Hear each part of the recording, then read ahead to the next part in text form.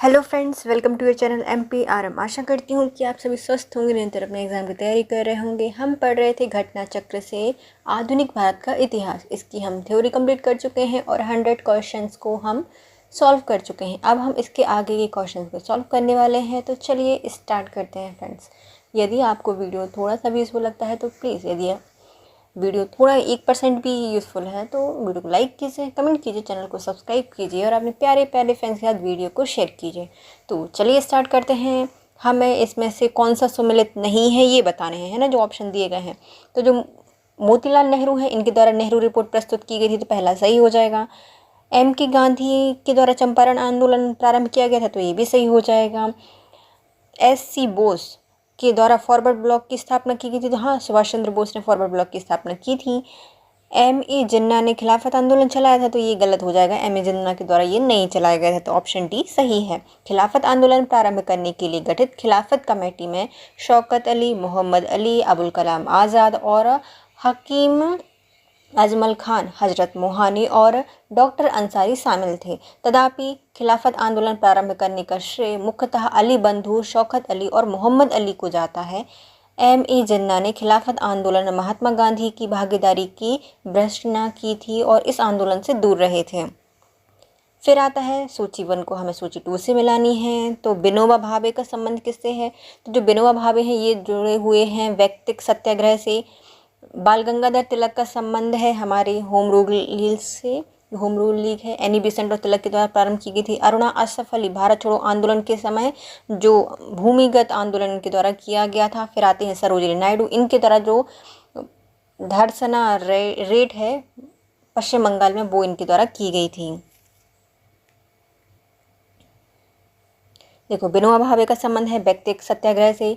BG तिलक का संबंध है होम रूल आंदोलन से। अरुणा आसफ अली का संबंध है भारत छोड़ो आंदोलन से। और सरोजिनी नायडू का संबंध है धर्षणा रेट से। निम्नलिखित में से कौन सी जोड़ी सही है बतानी है। ओके, विनोबा भावे द्वितीय व्यक्तिगत सत्याग्रह इन्होंने प्रारंभ किया था? नहीं, पहला तो इनके किया गया था, पहले सत्याग्रही थे विनोबा भावे, दूसरे तो शायद नेहरू थे, तो ये वाला पहला गलत हो जाएगा। CR दास को देशबंधु कहा जाता है ना, तो ये वाला सही हो जाएगा और सारे गलत हैं। हम इसकी थ्योरी पढ़ लेते हैं। देखो, 1940 में महात्मा गांधी के द्वारा प्रारंभ किए गए व्यक्तिगत सत्याग्रह आंदोलन के तहत विनोबा भावे को प्रथम व्यक्तिगत सत्याग्रही माना गया था। दूसरे से जवाहरलाल नेहरू। चित्तरंजन दास या CR दास एक प्रसिद्ध भारतीय नेता, राजनीतिक वकील और भारतीय स्वतंत्रता आंदोलन के प्रमुख नेता थे। इन्हें देशबंधु की उपाधि प्रदान है। 1907 में आयोजित कांग्रेस के सूरत अधिवेशन की अध्यक्षता रास बिहारी बोस ने की थी, जबकि विलियम्स बैडरवन कांग्रेस के अध्यक्ष के रूप में 1889 एवं 1910 में चुने गए थे। 1905 में श्यामजी कृष्ण वर्मा ने लंदन में इंडिया हाउस की स्थापना की थी। अब फिर से हम सूची 1 को सूची 2 से मिलानी है। प्रमुख आंदोलन और व्यक्ति जो जाने जाते हैं उस आंदोलन के लिए। होम रूल लीग का संबंध है हमारे एनी बेसेंट और बाल गंगाधर तिलक से। नेक्स्ट आते हैं बारदौली सत्याग्रह। जो बारदौली सत्याग्रह है वल्लभ भाई पटेल संबंधित हैं। असहयोग आंदोलन यह चलाया गया था हमारे गांधी जी के द्वारा और स्वराज पार्टी के निर्माता रहे हैं CR दास। होम रूल लीग आंदोलन सितंबर 1916 को स्थापना की थी एनी बेसेंट ने। बारदौली सत्याग्रह फरवरी 1928 में सरदार वल्लभ भाई पटेल के द्वारा चलाया गया था। असहयोग आंदोलन अगस्त 1920 को महात्मा गांधी जी ने चलाया था और स्वराज पार्टी का निर्माण 1923 में CR दास के द्वारा प्रारंभ किया गया था। महात्मा गांधी के द्वारा प्रारंभ किया गया है कौन सा आंदोलन? तो महात्मा गांधी ने दांडी मार्च यात्रा की थी। जवाहरलाल नेहरू के द्वारा चलाया गया था हमारा लाहौर, जो कांग्रेस का पूर्ण स्वाधीन स्वराज की मांग है, वो जिस अधिवेशन में की गई थी, इसको लाहौर अधिवेशन में किया गया था और उसकी अध्यक्षता जवाहरलाल नेहरू ने की थी। फिर आते हैं खान अब्दुल गफ्फार खान। लाल कुर्ती अभियान इनके द्वारा चलाया गया था। सीमांत गांधी इनको कहा जाता है। वल्लभ भाई पटेल के द्वारा बारदौली सत्याग्रह चलाया गया था। गांधी जी ने दांडी मार्च, जवाहरलाल नेहरू ने लाहौर अधिवेशन जो कांग्रेस का था वहाँ पर पूर्ण स्वराज की मांग की थी। खान अब्दुल गफ्फार खान ने लाल कुर्ती अभियान, सरदार वल्लभ वल्लभ भाई पटेल के द्वारा बारदौली सत्याग्रह। फिर आते हैं, सही क्रम बनाना है हमें इनका। पहले आता है रेगुलेटिंग एक्ट, यह 1773 में आता। कलकत्ता जो उच्चतम न्यायालय है इसकी द्वारा इसकी स्थापना की गई थी। सूरत फूट ये 1907 में आती है, रास बिहारी बोस ने इसकी अध्यक्षता की थी। फिर आते हैं बंगाल का विभाजन, ये हुआ था 1905 में, और मुस्लिम लीग की स्थापना ये हुई थी 1906 में। रेगुलेटिंग एक्ट 1773, बंगाल विभाजन 1905, मुस्लिम लीग 1906 और सूरत फूट के अध्यक्ष रास बिहारी बोस ने और 1907 को हुई थी। फिर से आते हैं, हमें इनका राष्ट्रीय आंदोलन की घटनाएं जमानी है कालानुक्रम से, है ना। चंपारण आंदोलन लगभग हुआ था 1917 या 1916 के बीच में। असहयोग आंदोलन हुआ है 1920 में। भारत छोड़ो आंदोलन हुआ है 1940 में। दांडी मार्च हुई थी 1930 के समय।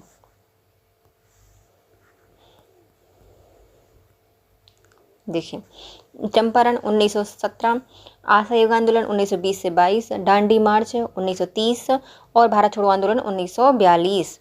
अब हमें फिर से तिथि बार क्रम में नीचे दिए गए जो कोड हैं उनको जमाना है। रोल एक्ट आया है 1919 को, साइमन कमीशन 1927 को, और होम रूल आंदोलन यह 1916 के समथिंग चल रहा था। 14 से 16 तक इसका होम रूल लीग आंदोलन का टाइम पीरियड रहा है, क्योंकि एनी बेसेंट और तिलक के द्वारा प्रारंभ किया गया था ये। फिर आते हैं गांधी इरविन समझौता, ये हुआ था 1921 को, है ना, जब गोलमेज सम्मेलन हुआ था पहला, उसके बाद गांधी इरविन समझौता हुआ था। होम रूल लीग आंदोलन 1916, रोल एक्ट 1919, साइमन कमीशन 1927 और गांधी इरविन समझौता 1931। नीचे दिए गए कुछ विचार हैं, इनको विचार विमर्श करना है, तो चलिए देखते हैं। पहले आते हैं, अंतरिम सरकार 1946 में रेल मंत्रालय का कार्य असफ अली को दिया गया था, तो पहला क्या हो जाएगा, सही हो जाएगा।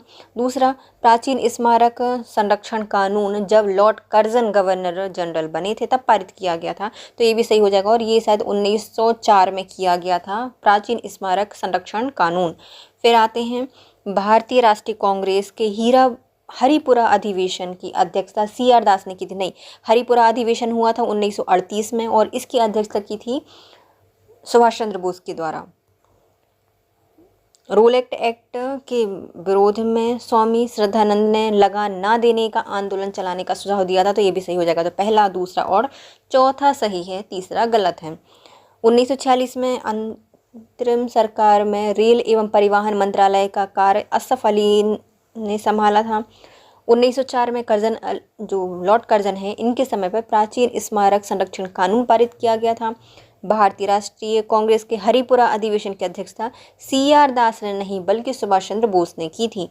रोल एक्ट के विरोध में स्वामी श्रद्धानंद के द्वारा लगान ना देने का आंदोलन चलाने का सुझाव दिया था। फिर आते हैं, जो राज्य हैं और उनकी राजधानियां हैं इनको हमें क्या करना है, सुमेलित करना है ना। रानी दुर्गावती का संबंध कहाँ है, तो जो हमारी रानी दुर्गावती हैं गढ़मंडला से आती हैं, जबलपुर है ना, तो रानी दुर्गावती का संबंध है गढ़मंडला से। रानी अहिल्याबाई संबंधित हैं हमारे होलकर राज्य से संबंधित हैं, इंदौर। रानी लक्ष्मीबाई झांसी से आती हैं, और बेगम रजिया सुल्तान ये हमारी दिल्ली सल्तनत की पहली रानी थी, पहली सुल्तान थी। तो रानी दुर्गावती का संबंध है गढ़मंडला से। रानी अहिल्याबाई होलकर राज्य से आती हैं। रानी लक्ष्मीबाई झांसी से थीं और बेगम रजिया सुल्तान दिल्ली से थीं। इन जो ऑप्शन दिए गए हैं इनको हमें सही कालक्रम में जमाना है। लखनऊ समझौता होता है 1916 में, गरम दल नरम दल एक हो जाते हैं और कांग्रेस और जो मुस्लिम लीग है वो साथ में हो जाते हैं। द्वैत शासन का प्रवर्तन यह 1919 का जो आया था रोल एक्ट, इसके तहत ही इसको प्रारंभ किया गया था। रोल एक्ट भी 1919 को आया, लेकिन दोनों अलग अलग थे, क्योंकि जो द्वैत शासन है इसको क्या कहा जाता है, चेम्सफोर्ड सुधार कहा जाता है ना। और बंग भंग ये 1905 में आया है। बंग भंग 1905, रोल एक्ट 1919 मार्च में आया था। लखनऊ समझौता 1916 और द्वैत शासन का प्रवर्तन दिसंबर 1919 को चलाया गया था। जो घटनाएं दी गई हैं इनको पढ़ें और सही बताएं। लखनऊ समझौता 1916, चंपारण 1917, खिलाफत आंदोलन 1919 में थी, फिर असहयोग आंदोलन था 1920 में, है ना। जलियांवाला बाग 1919। लखनऊ समझौता 1916, चंपारण आंदोलन 1917, जलियांवाला बाग हत्याकांड 13 अप्रैल 1919, खिलाफत आंदोलन 27 अक्टूबर 1919। आधुनिक भारत में जो घटनाएं दी गई हैं इनका सही कालानुक्रम में जमाना है। स्वदेशी आंदोलन यह 1905 में जब बंगाल विभाजन हुआ था उसके खिलाफ में प्रारंभ किया गया था। लखनऊ समझौता 1916 में आया था। माल्य मिंटो सुधार 1919 में आया है। नहीं, माल्य मिंटो सुधार 1909 में आया था जब पहली बार प्रत्यक्ष निर्वाचन दिया गया था। अखिल भारतीय मुस्लिम लीग की स्थापना 1906 में की गई है। स्वदेशी आंदोलन 1905, अखिल भारतीय मुस्लिम लीग की स्थापना 1905-6 ढाका में। माल्य मिंटो सुधार 1909 और लखनऊ समझौता 1916। खिलाफत आंदोलन वही 1919। जलियांवाला बाग हत्याकांड 1919 13 अप्रैल। भारतीय राष्ट्रीय कांग्रेस का अमृतसर अधिवेशन 1919। Rule act 1919। डेट देखते हैं। पहले आता है खिलाफत आंदोलन 27 अक्टूबर 1919। जलियांवाला बाग हत्याकांड 13 अप्रैल 1919। भारतीय राष्ट्रीय कांग्रेस का अमृतसर अधिवेशन 26 से 30 दिसंबर 1919। रूल एक्ट 6 अप्रैल 1919। नीचे दिए गए कालानुक्रम का सही पता लगाइए। बाल गंगाधर तिलक का निधन कब हुआ है? जो तिलक है इनका जो निधन है वह 1920 के समथिंग हुआ था जब वो तिलक फंड चलाया गया था। फिर एक अधिवेशन के रूप में रोल एक्ट विधेयक का पास होना। पहले रोल एक्ट विधेयक पास हुआ होगा, उसके बाद आंदोलन हुए थे, उसके बाद जलियांवाला बाग नरसंहार हुआ, फिर भारतीय राष्ट्रीय कांग्रेस का अमृतसर अधिवेशन ये बुलाया गया। चलिए देखते हैं। पहले आती है घटना। एक अधिवेशन के रूप में रोल एक्ट विधेयक का पास होना, यह 18 मार्च 1919 को हुआ था। फिर जलियांवाला बाग नरसंहार हुआ 13 अप्रैल 1919। फिर भारतीय राष्ट्रीय कांग्रेस का अमृतसर अधिवेशन बुलाया गया 26 से 30 दिसंबर 1919 को। फिर बाल गंगाधर तिलक का निधन हुआ 1 अप्रैल 1920 को। नीचे दिए गए कुछ कूट कथन है, इसका हमें क्या करना है? कालानुक्रम जमाना है। डांडी मार्च कब हुई है गांधी जी की? तो ये हुई थी 1930 में। पूना पैक्ट हुआ था 1932 में, सांप्रदायिक पंचायत के सहित हुआ था ना। पहले सांप्रदायिक निर्णय आया था, है ना, तो ये सांप्रदायिक निर्णय भी 1932 में आया था। पहले सांप्रदायिक निर्णय आएगा, उसके बाद पूना समझौता होगा। गांधी इरविन समझौता, पहले डांडी मार्च होगी, फिर गांधी इरविन का समझौता होगा, फिर सांप्रदायिक निर्णय आएगा, उसके बाद पूना पैक्ट होगा। तो पूना पैक्ट सबसे लास्ट में आएगा। देखो, महात्मा गांधी की दांडी यात्रा जो थी ना वह 12 मार्च से 5 अप्रैल 1930 को हुई। पूना समझौता 24 सितंबर 1932 को हुआ। सांप्रदायिक पंचायत जो है वह 16 अगस्त 1932 को आया। गांधी इरविन समझौता 5 मार्च 1931 को हुआ था। घटनाएं दी गई हैं, इनको कालानुक्रम में जमाना है। पहले आता है हमारा गांधी इरविन समझौता 1931, Poona pact 1932, Cripps mission 1900, Cripps mission पहले आया था, ये 1942 के समथिंग आया है ना, जब भारत छोड़ो आंदोलन था उसके टाइम समय। सविनय अवज्ञा आंदोलन ये 1931 में चलाया गया था, तब इसके अंतर्गत हुआ था डांडी मार्च। उसके बाद गांधी इरविन समझौता हुआ, फिर पूना पैक्ट आएगा, फिर क्रिप्स मिशन आएगा। सविनय अवज्ञा आंदोलन गांधी जी के नेतृत्व में डांडी मार्च एवं नमक कानून के उल्लंघन के साथ वर्ष 1930 से प्रारंभ हुआ था, जो 5 मार्च 1931 को हुए गांधी इरविन समझौते के पश्चात स्थगित कर दिया गया। 16 अगस्त 1932 को ब्रिटिश प्रधानमंत्री रैमजे मैकडॉनल्ड द्वारा घोषित सांप्रदायिक पंचायत के बाद गांधी जी और अंबेडकर के मध्य पूना समझौता 24 सितंबर 1932 को हुआ। क्रिप्स मिशन मार्च 1942 को भारत आया था। भारतीय राष्ट्रीय कांग्रेस या आंदोलन से जुड़ी हुई घटनाओं का कालानुक्रम बताना है। किससे? भारतीय राष्ट्रीय आंदोलन से जुड़ी हुई। होम रूल लीग ये है तुम्हारा 1914 से 1916 के बीच में। फिर चंपारण आंदोलन ये है 1917। जलियांवाला बाग हत्याकांड 1919। फिर भारतीय राष्ट्रीय कांग्रेस का अमृतसर अधिवेशन ये जलियांवाला बाग हत्याकांड के बाद बुलाया गया था 1919 में। Home rule league 1916, Champaran 1917, Jallianwala Bagh 13 April 1919 और भारतीय राष्ट्रीय कांग्रेस का अमृतसर अधिवेशन 26 से 30 दिसंबर 1919 को बुलाया गया। कुछ घटनाएं दी गई हैं, इनको भी जमाना है। पहले आता है चंपारण आंदोलन 1917, रोलेक्ट एक्ट 1919, उसके बाद हुआ जलियांवाला बाग हत्याकांड 1919 में, चोरा चोरी हत्याकांड 1922 में। 1917 में बिहार के नील कृषकों के शोषण के विरुद्ध महात्मा गांधी ने चलाया था चंपारण आंदोलन, जबकि रोलेक्ट एक्ट 1919 को लागू हुआ। काला कानून की संख्या दी गई थी। जहां तक जलियांवाला बाग हत्याकांड का प्रश्न है, वह 13 अप्रैल 1919 को हुआ था। पंजाब में अमृतसर में जनरल डायर ने निहत्थे भीड़ पर गोलियां चलाई थी। इसके परिणाम स्वरूप वहाँ बहुत से लोग मारे गए थे। इसकी जांच हेतु बाद में हंटर कमेटी का गठन किया गया और चोरा चोरी घटना उत्तर प्रदेश के गोरखपुर जिले में 4 फरवरी 1922 को घटी थी। इसके विरोध में गांधी जी ने 12 फरवरी 1922 को असहयोग आंदोलन वापस ले लिया। भारतीय राष्ट्रीय आंदोलन से संबंधित घटनाएं हैं, इनका कालानुक्रम जमाना है। रोलेक्ट एक्ट 1919, रोलेक्ट सत्याग्रह, पहले क्या आएगा, एक्ट आएगा, उसके बाद सत्याग्रह होगा, तो पहले तो ये आएगा, दूसरा आएगा सत्याग्रह। भारतीय राष्ट्रीय कांग्रेस का अमृतसर अधिवेशन जलियांवाला बाग हत्याकांड के बाद हुआ था, है ना। तो पहले आएगा जलियांवाला बाग हत्याकांड 13 अप्रैल को, और अधिवेशन बुलाया गया था दिसंबर में, तो 26 से 30 दिसंबर। भारतीय स्वाधीनता संघर्ष में जो घटनाएं घटित हुई हैं वही चंपारण 1917, रोलेक्ट एक्ट 1919, गृह शासन लागू ये होम रूल लीग आंदोलन 1916 और जलियांवाला बाग हत्याकांड 1919। रोलेक्ट एक्ट के खिलाफ में हुआ था, तो हमेशा रोलेक्ट एक्ट के बाद आएगा जलियांवाला नरसंहार। कालानुक्रम में जमाना है ना। अब ये क्वेश्चन थोड़ा सा नया है। नौजवान भारत सभा का निर्माण ये हुआ है हमारे 1926 के समय किया गया था डोरिजियो के द्वारा।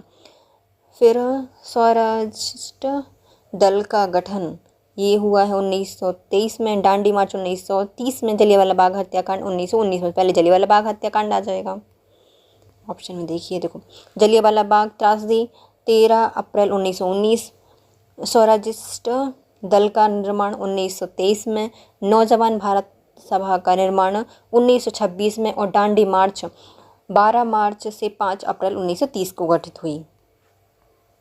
नीचे दिए गए युग्म हैं, उसमें से कौन सा सम्मिलित नहीं है वो बताना है।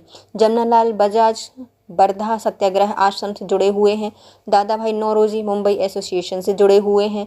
लाला लाजपत राय लाहौर है उसका राष्ट्रीय विद्यालय लाला लाजपत राय के द्वारा स्थापित किया था, ये सही है। बाल गंगाधर तिलक ने सत्यशोधक समाज बनाई थी, तो ये क्या हो जाएगा, गलत हो जाएगा। ये सत्यशोधक समाज है, यह है ज्योतिबा फूले के द्वारा बनाई गई थी। सत्यशोधक समाज की स्थापना 1873 में ज्योतिबा फूले ने प्रारंभ की थी, जो कि माली जाति से संबंधित थे। सूची 1 को सूची 2 से मिलाइए।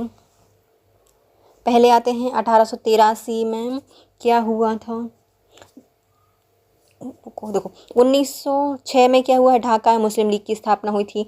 1927 में हुआ है हमारा अखिल भारतीय देसी राज प्रजा परिषद की स्थापना। 1932 में व्हाइट हॉल से सांप्रदायिक पंचायत की घोषणा की गई थी।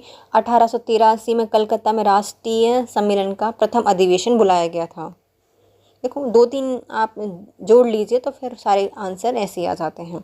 1883 में क्या हुआ, कलकत्ता में राष्ट्रीय सम्मेलन का प्रथम अधिवेशन हुआ।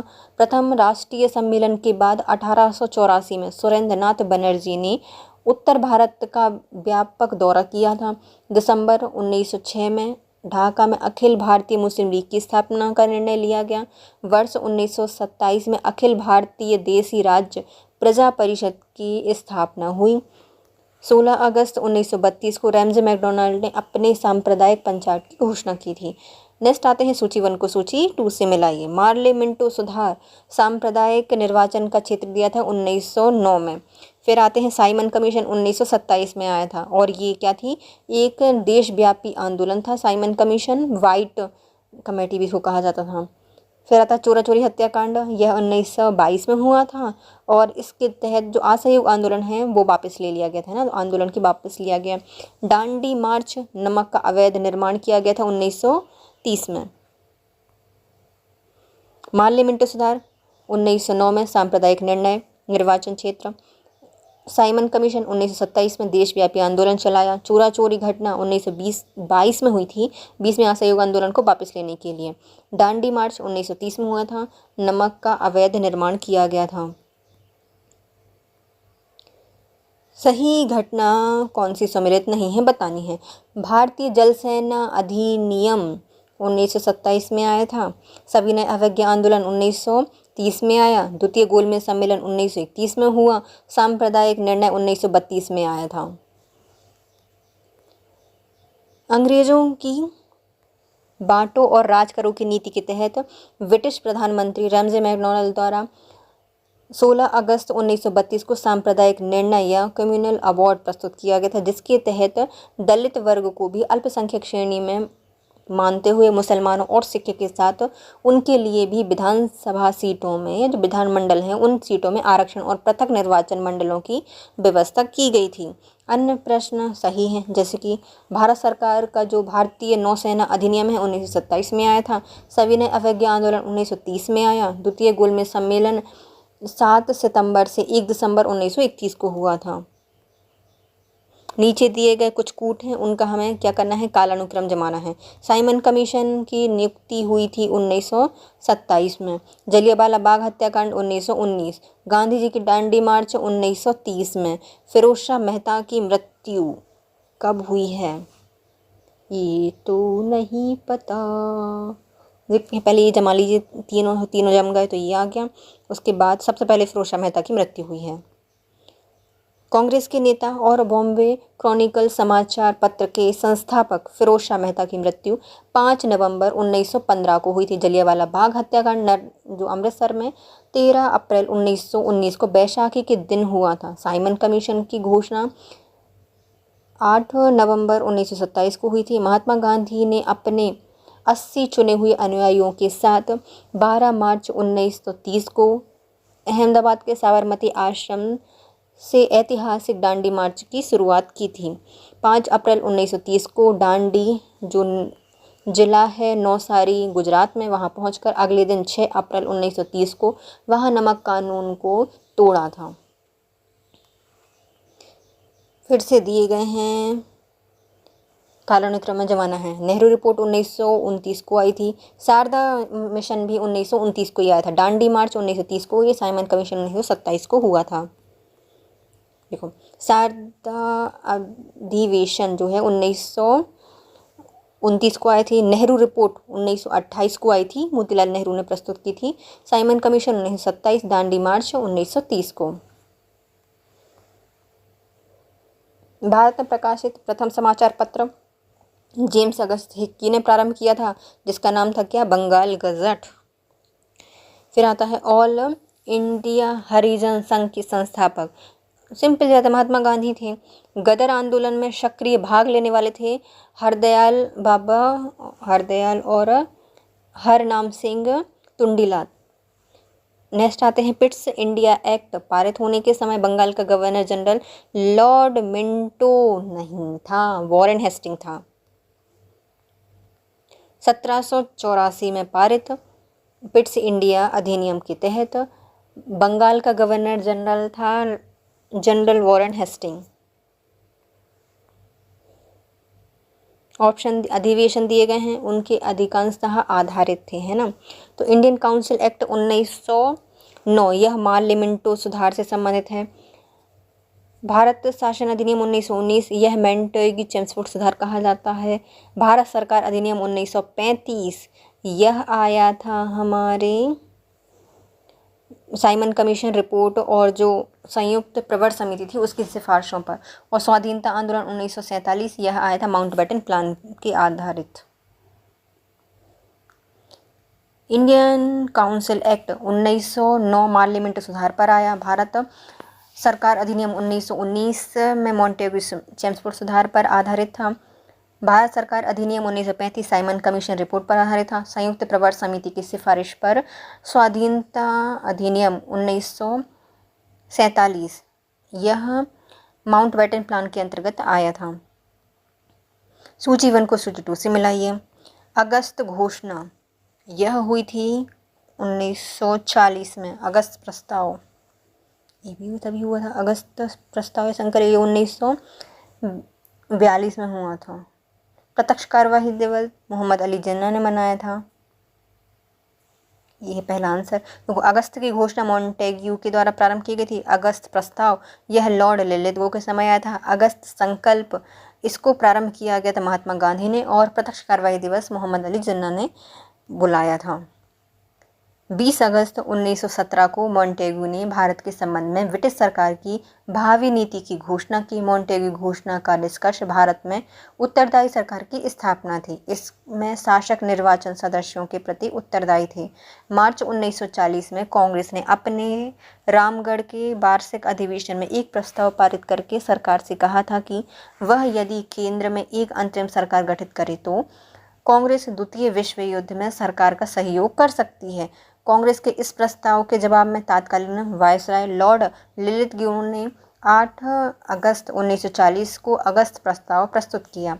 वर्ष 1942 को गांधी जी ने अगस्त संकल्प करो या मरो के नारे के द्वारा भारत छोड़ो आंदोलन, जिसे अगस्त क्रांति भी कहा जाता है, प्रारंभ किया। मुस्लिम लीग कैबिनेट मिशन के प्रस्तावों से संतुष्ट नहीं थी।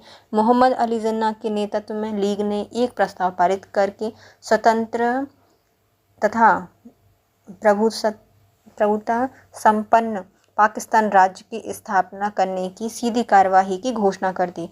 16 अगस्त 1946 को प्रत्यक्ष कार्यवाही दिवस मनाया गया। लीग की इस कार्यवाही का उद्देश्य सांप्रदायिक दंगे फैलाना था। सूची 1 को सूची 2 से मिलाइए। भारत शासन अधिनियम कब आया है? ये तो हमारा 1935 का था। क्रिप्स मिशन आया है 1942 को। अगस्त प्रस्ताव 1940 को आया था। बेवेल योजना 1945 को आई। भारत शासन अधिनियम 1935, क्रिप्स मिशन 1942, अगस्त प्रस्ताव 1940 और बेवेल योजना 1945। कालानुक्रम में सही जमाना है। क्रिप्स मिशन है हमारा 1942, अगस्त प्रस्ताव है 1940, बेवेल योजना है 1945 और CR फॉर्मूला 1900 कब आया था? 44 के समथिंग आया था।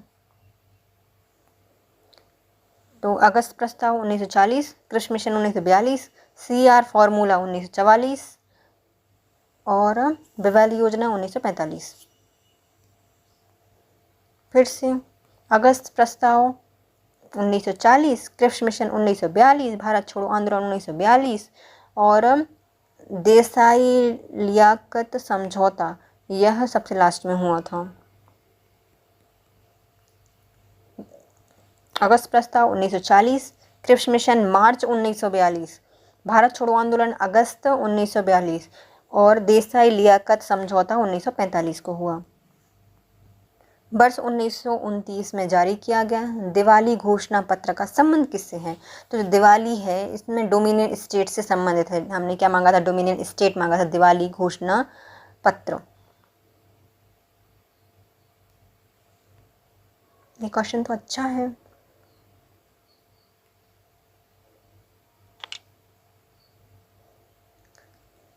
इकतीस अक्टूबर 1929 को तत्कालीन गवर्नर जनरल लॉर्ड इरविन द्वारा जारी किए गए दिवाली घोषणा पत्र का संबंध भारत को डोमिनियन स्टेट बनाना था।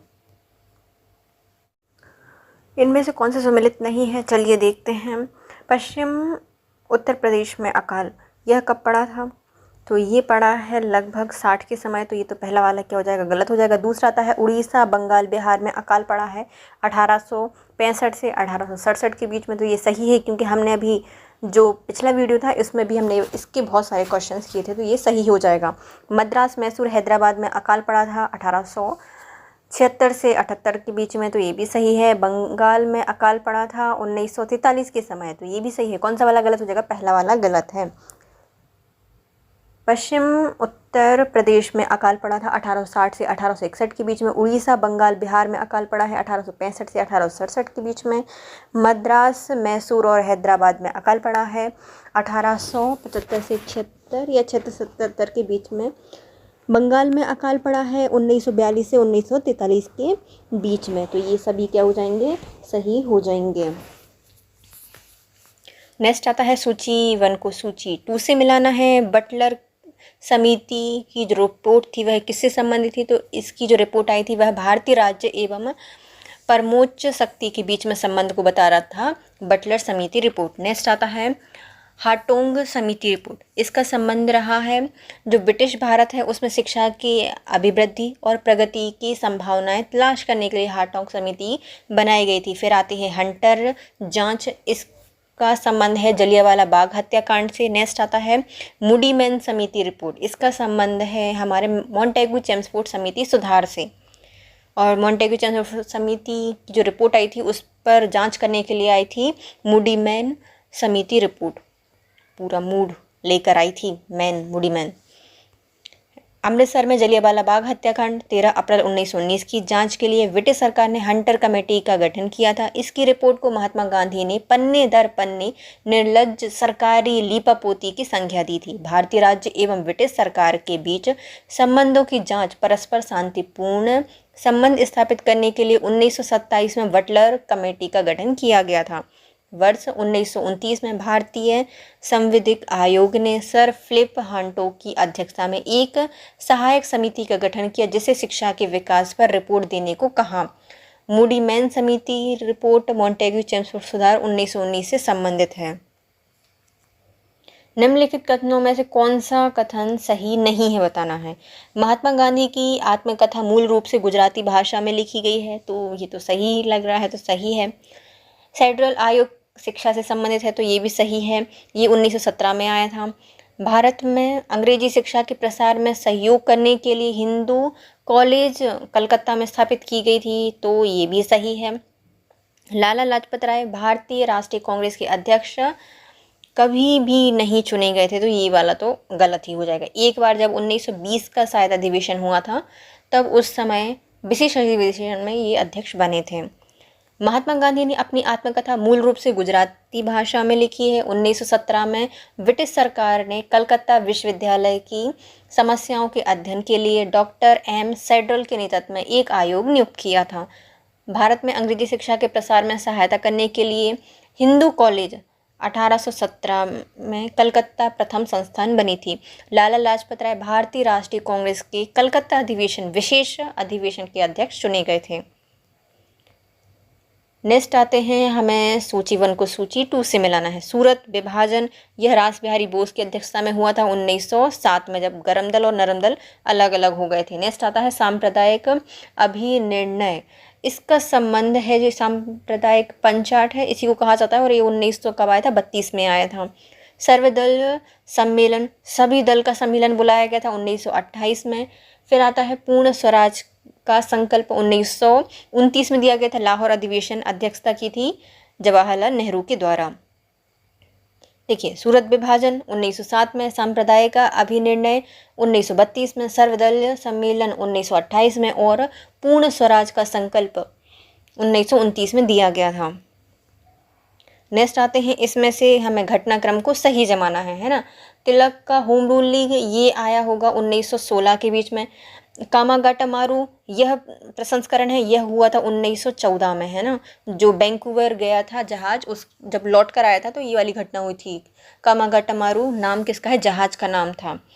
महात्मा गांधी का भारत आगमन ये हुआ था 1915 को, और ये 9 जनवरी को आए थे, जब स्वदेशी दिवस मनाते हैं हम। देखो, कामागाटू प्रसंग वर्ष 1914। पहली घटना है, गांधी जी 9 जनवरी 1915 को भारत आए थे अफ्रीका से।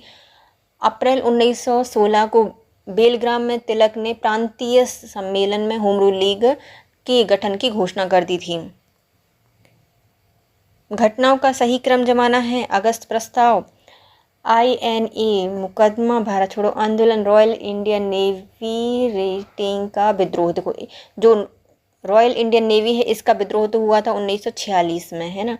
भारत छोड़ो आंदोलन हुआ है 1942 में। अगस्त प्रस्ताव आया था 1940 में, और जो INA है इस पर मुकदमा चलाया गया था, तो ये इंडियन नेशनल आर्मी है, इस पर मुकदमा चलाया गया होगा लगभग जब द्वितीय विश्व युद्ध चल रहा था, है ना। तो 1945 के समथिंग इस पर मुकदमा चलाया गया है। घटना आप देख लीजिए। देखो, अगस्त प्रस्ताव सबसे पहले आया था 1940 में लॉर्ड ललितगो के टाइम पर। उसके बाद INA इंडियन नेशनल आर्मी पर मुकदमा चलाया गया 45 भारत छोड़ो आंदोलन 1942 और रॉयल इंडियन नेवी रेटिंग का विद्रोह हुआ था तो 1946 में। भारत के स्वतंत्रता आंदोलन के इतिहास में कुछ घटनाएं घटी हैं, इनका सही क्रम जमाना है। असहयोग आंदोलन, हम सहयोग नहीं करेंगे, 1920 से बोल दिया था। होम रूल लीग 1916, भारत छोड़ो आंदोलन 1942, सविनय अवज्ञा आंदोलन ये 1930 में आया था। घटनाएं जम जाएंगी। देखो पहले आती है होम रूल लीग आंदोलन 1916, असहयोग आंदोलन 1920, सविनय अवज्ञा आंदोलन 1930 और भारत छोड़ो आंदोलन 1942। ये पूरी यदि वीडियो आप देख लेते हैं ना तो आपको हिस्ट्री याद हो जाएगी कंठस्थ। क्यों? क्योंकि इतने सारे क्वेश्चंस रिपीट होते हैं कि आप बार बार एक ही क्वेश्चंस को पढ़ते हैं तो आपको याद हो जाते हैं। और ये सारे क्वेश्चंस आए हुए हैं प्रीवियस ईयर में, तो आपको सभी पढ़ने हैं। कोई भी यदि आप आया हुआ क्वेश्चंस नहीं कर पाते हैं एग्ज़ाम में तो ये तो बहुत बड़ी गलती मानी जाएगी, जिसको गलती भी नहीं बोलेंगे, अपराध है ये तो, यदि आया हुआ क्वेश्चन भी आपसे नहीं बन रहा। साइमन कमीशन कब आया था? 1927 में आया था। भारत छोड़ो आंदोलन 1942 में आया था अगस्त में। भारतीय राष्ट्रीय कांग्रेस का गठन किया गया था 1885 में और माल्य मिंटो सुधार 1909 में। साइमन कमीशन 1927, भारत छोड़ो आंदोलन 1942, भारतीय राष्ट्रीय कांग्रेस का गठन 1885 और माल्य मिंटो सुधार आया है 1909 में। कुछ घटनाक्रम है, फिर से इनको जमाना है। देखो पहले आता है कृष्ण मिशन, कब आया है? 1942 में आया है। गांधी इरविन समझौता 1931 में हुआ था। साइमन कमीशन 1927 में आया था। देश का विभाजन हुआ था, ये 1945 वाला पूछ रहे हैं, ये मतलब 47 वाला पूछ रहे हैं। 1905 में बंगाल का विभाजन हुआ था। देश का विभाजन है तो 1947, तो ये सबसे लास्ट में घटा है देश का विभाजन, तो ऑप्शन डी।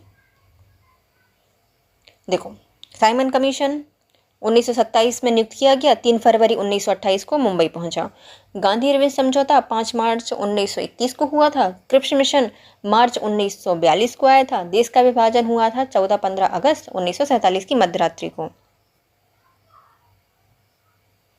फिर से हमें सम्मिलित करना है और इसमें सही बताना है। ओके, थियोडोर बेक, इसका संबंध किससे है? तो इनका संबंध है Mohammedan Anglo oriented college Aligarh से।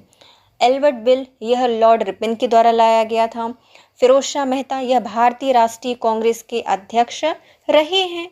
इनका संबंध था फिरोज शाह मेहता का। बदरुद्दीन तैयब जी, यह मुस्लिम लीग से थे क्या? नहीं थे। बदरुद्दीन तैयब जी के द्वारा भी कांग्रेस की अध्यक्षता की गई है। चलिए देखते हैं। Theodore Beck Mohammedan Anglo oriented college Aligarh के प्रथम प्राचार्य रहे हैं। एल्बर्ट बिल लॉर्ड रिपन के समय में 1883 में पारित किया गया था। फिरोज शाह मेहता भारतीय राष्ट्रीय कांग्रेस से संबंधित हैं। 1890 में कलकत्ता अधिवेशन की अध्यक्षता इन्हीं ने की थी। और बदरुद्दीन तैयब जी भी भारतीय राष्ट्रीय कांग्रेस से संबंधित हैं, ना कि मुस्लिम लीग से। कांग्रेस के मद्रास अधिवेशन 1887 में अध्यक्षता की थी किसके द्वारा? बदरुद्दीन तैयब जी के द्वारा। और ये पहले मुस्लिम थे जिन्हें भारतीय राष्ट्रीय कांग्रेस की अध्यक्षता की थी। भारत के स्वतंत्रता आंदोलन के इतिहास में निम्नलिखित घटनाओं पर विचार कीजिए और इनका सही कालानुक्रम जमाना है। स्वदेशी आंदोलन, जब हमारा बंगाल विभाजन हुआ तो हमने चलाया था स्वदेशी आंदोलन, मतलब 1905। होम रूल लीग 1916 तिलक और एनी बेसेंट के द्वारा। असहयोग आंदोलन 1920 में। सविनय अवज्ञा आंदोलन 1930 में। स्वदेशी आंदोलन बंगाल विभाजन पर 1905 में विरोध में प्रारंभ किया गया था। होम रूल लीग आंदोलन तिलक और एनी बेसेंट की अगुवाई में 1916 में। असहयोग आंदोलन 1920 से 22 में चला था। सविनय अवज्ञा आंदोलन 1930 में प्रारंभ किया गया था।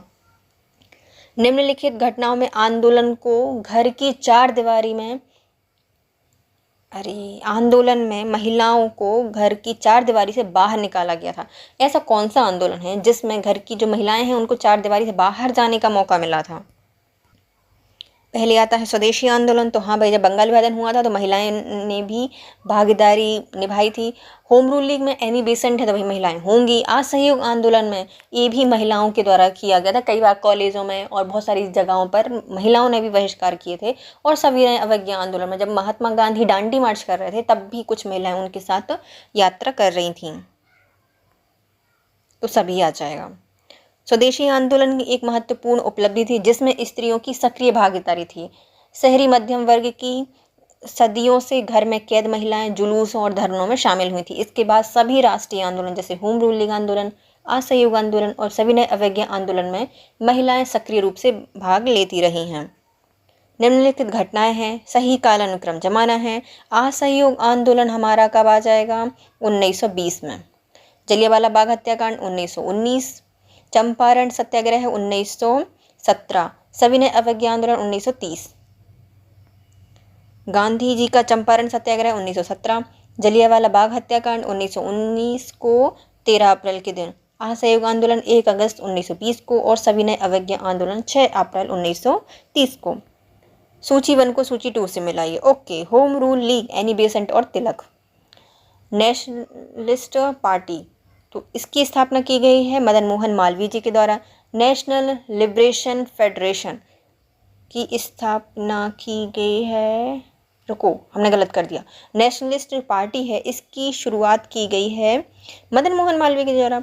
नेशनल लिबरेशन फेडरेशन की शुरुआत की गई थी तेज बहादुर सप्रू के द्वारा। मतलब लिबरेशन लाना है तो तेज बनना पड़ेगा, तेज होना पड़ेगा, बहादुर बनना पड़ेगा।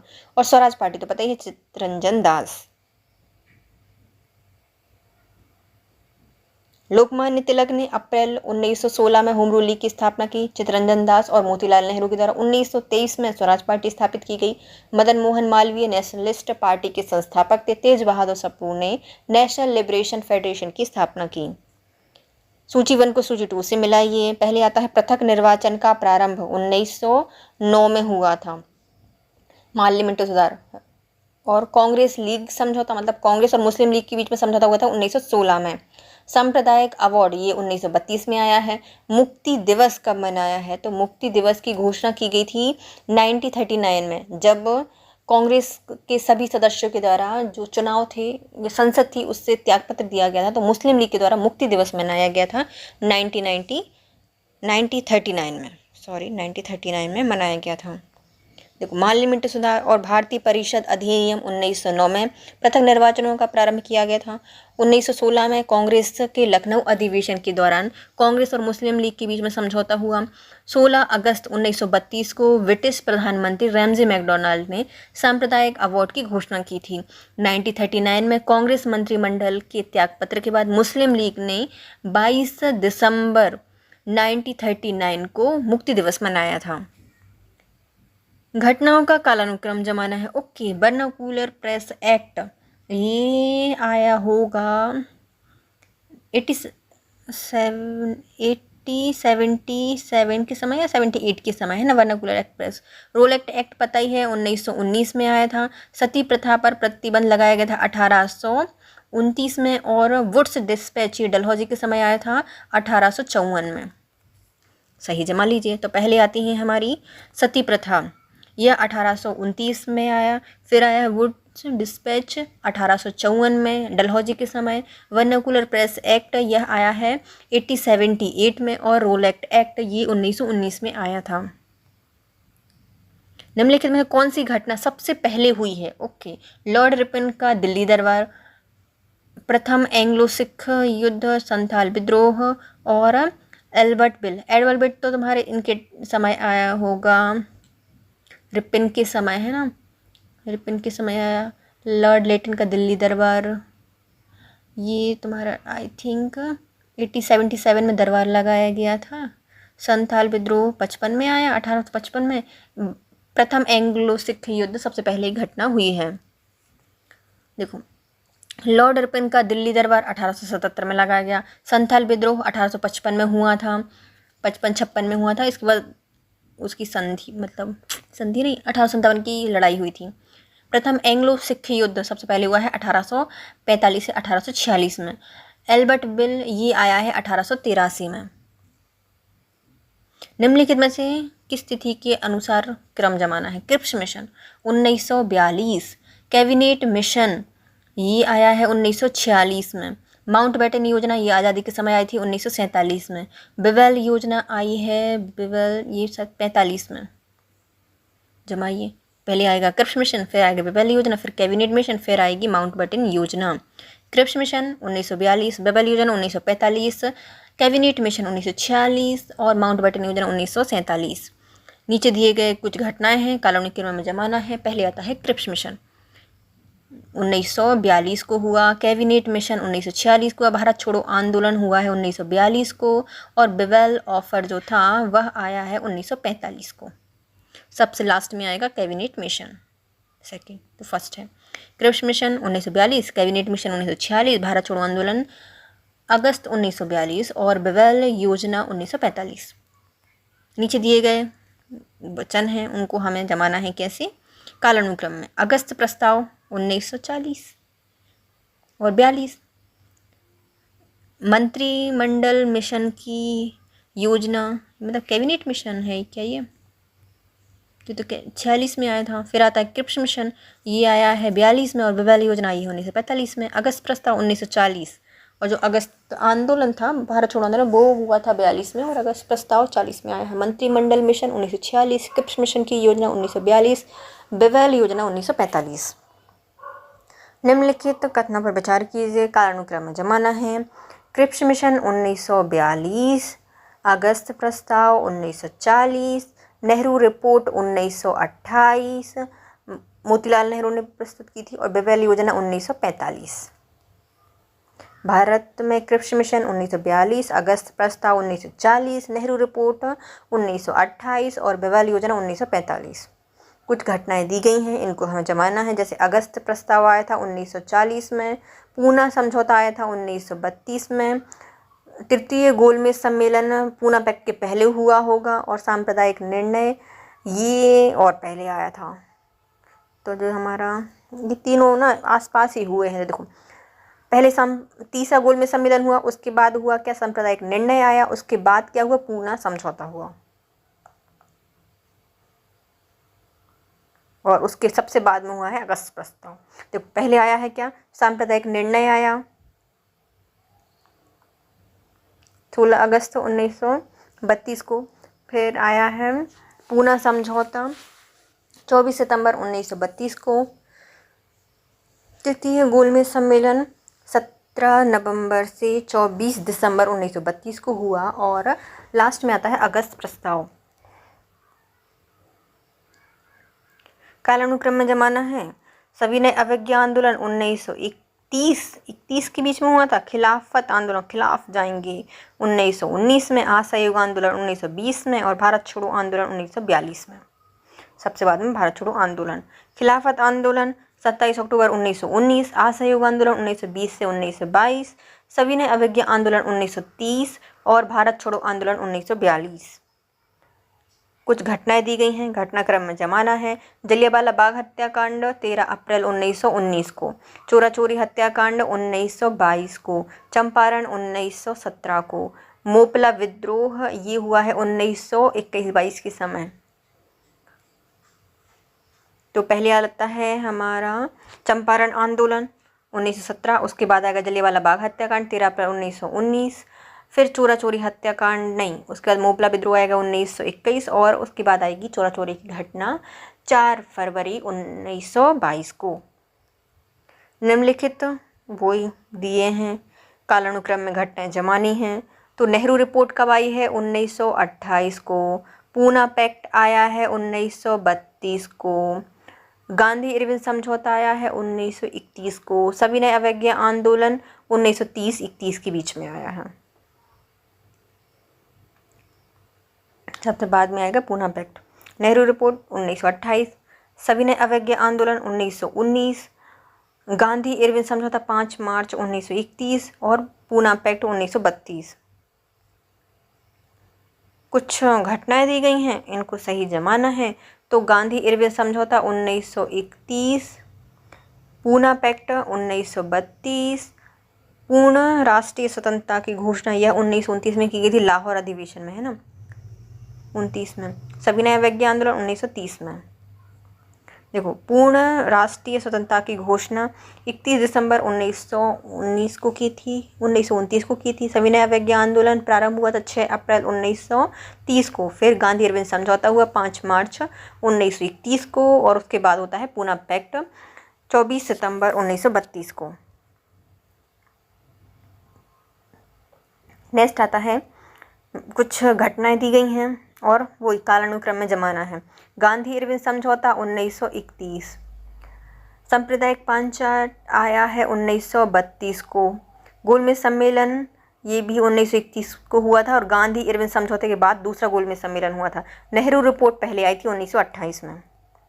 नेहरू रिपोर्ट 1928, गांधी इरविन समझौता 5 मार्च 1931, द्वितीय गोलमेज सम्मेलन सितंबर दिसंबर 1931, सांप्रदायिक पंचायत निर्णय 16 अगस्त 1932।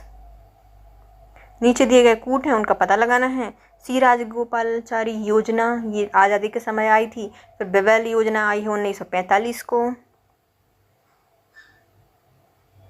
माउंटबेटन योजना 1947 को आई थी और कैबिनेट मिशन 1946 को आया था। सी राजगोपालाचारी आए हैं 1944 को। बेवेल योजना 1945, माउंटबेटन योजना 1947 और कैबिनेट मिशन 1946। घटनाएं दी गई हैं, कालानुक्रम जमाना है। क्रिप्स मिशन आते हैं 1942 को। नेहरू रिपोर्ट आती है 1928 को। अगस्त प्रस्ताव आता है 1940 को और बेवेल योजना आती है 1945 को। बेवेल योजना किस वर्ष प्रस्तुत की गई थी? तो बेवेल योजना हमारी 1945 में आई थी।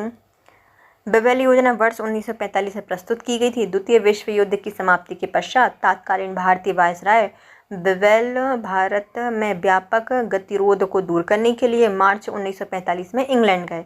वहां इन्होंने ब्रिटिश प्रधानमंत्री चर्चिल और भारतीय एमरी की सलाह लेकर योजना का निर्माण किया, जिसे बेवेल योजना के नाम से जाना जाता है। बेवेल योजना की प्रमुख बातें इस प्रकार हैं। वायसराय की कार्यकारिणी का गठन किया जाएगा, उसके सभी दल को प्रतिनिधि दिया जाएगा। इस परिषद में वायसराय और सैन्य प्रमुख के अतिरिक्त शेष सभी सदस्य प्रतिरक्षा विभाग के वायसराय के अधीन होंगे। कार्यकारिणी परिषद में मुस्लिम सदस्यों की संख्या सवर्ण हिंदुओं के बराबर होगी। कांग्रेस के सभी गिरफ्तार नेता रिहा कर दिए जाएंगे और शिमला में सर्वदलीय सम्मेलन बुलाया जाएगा। सूची 1 को सूची 2 से मिलानी है। मैकडोनाल्ड ये रहे थे हमारे कब? कैमिनल अवार्ड के समय। लॉर्ड लिलिथ को इनका समय है अगस्त प्रस्ताव ने अगस्त ऑफर दिया था, घोषणा की थी।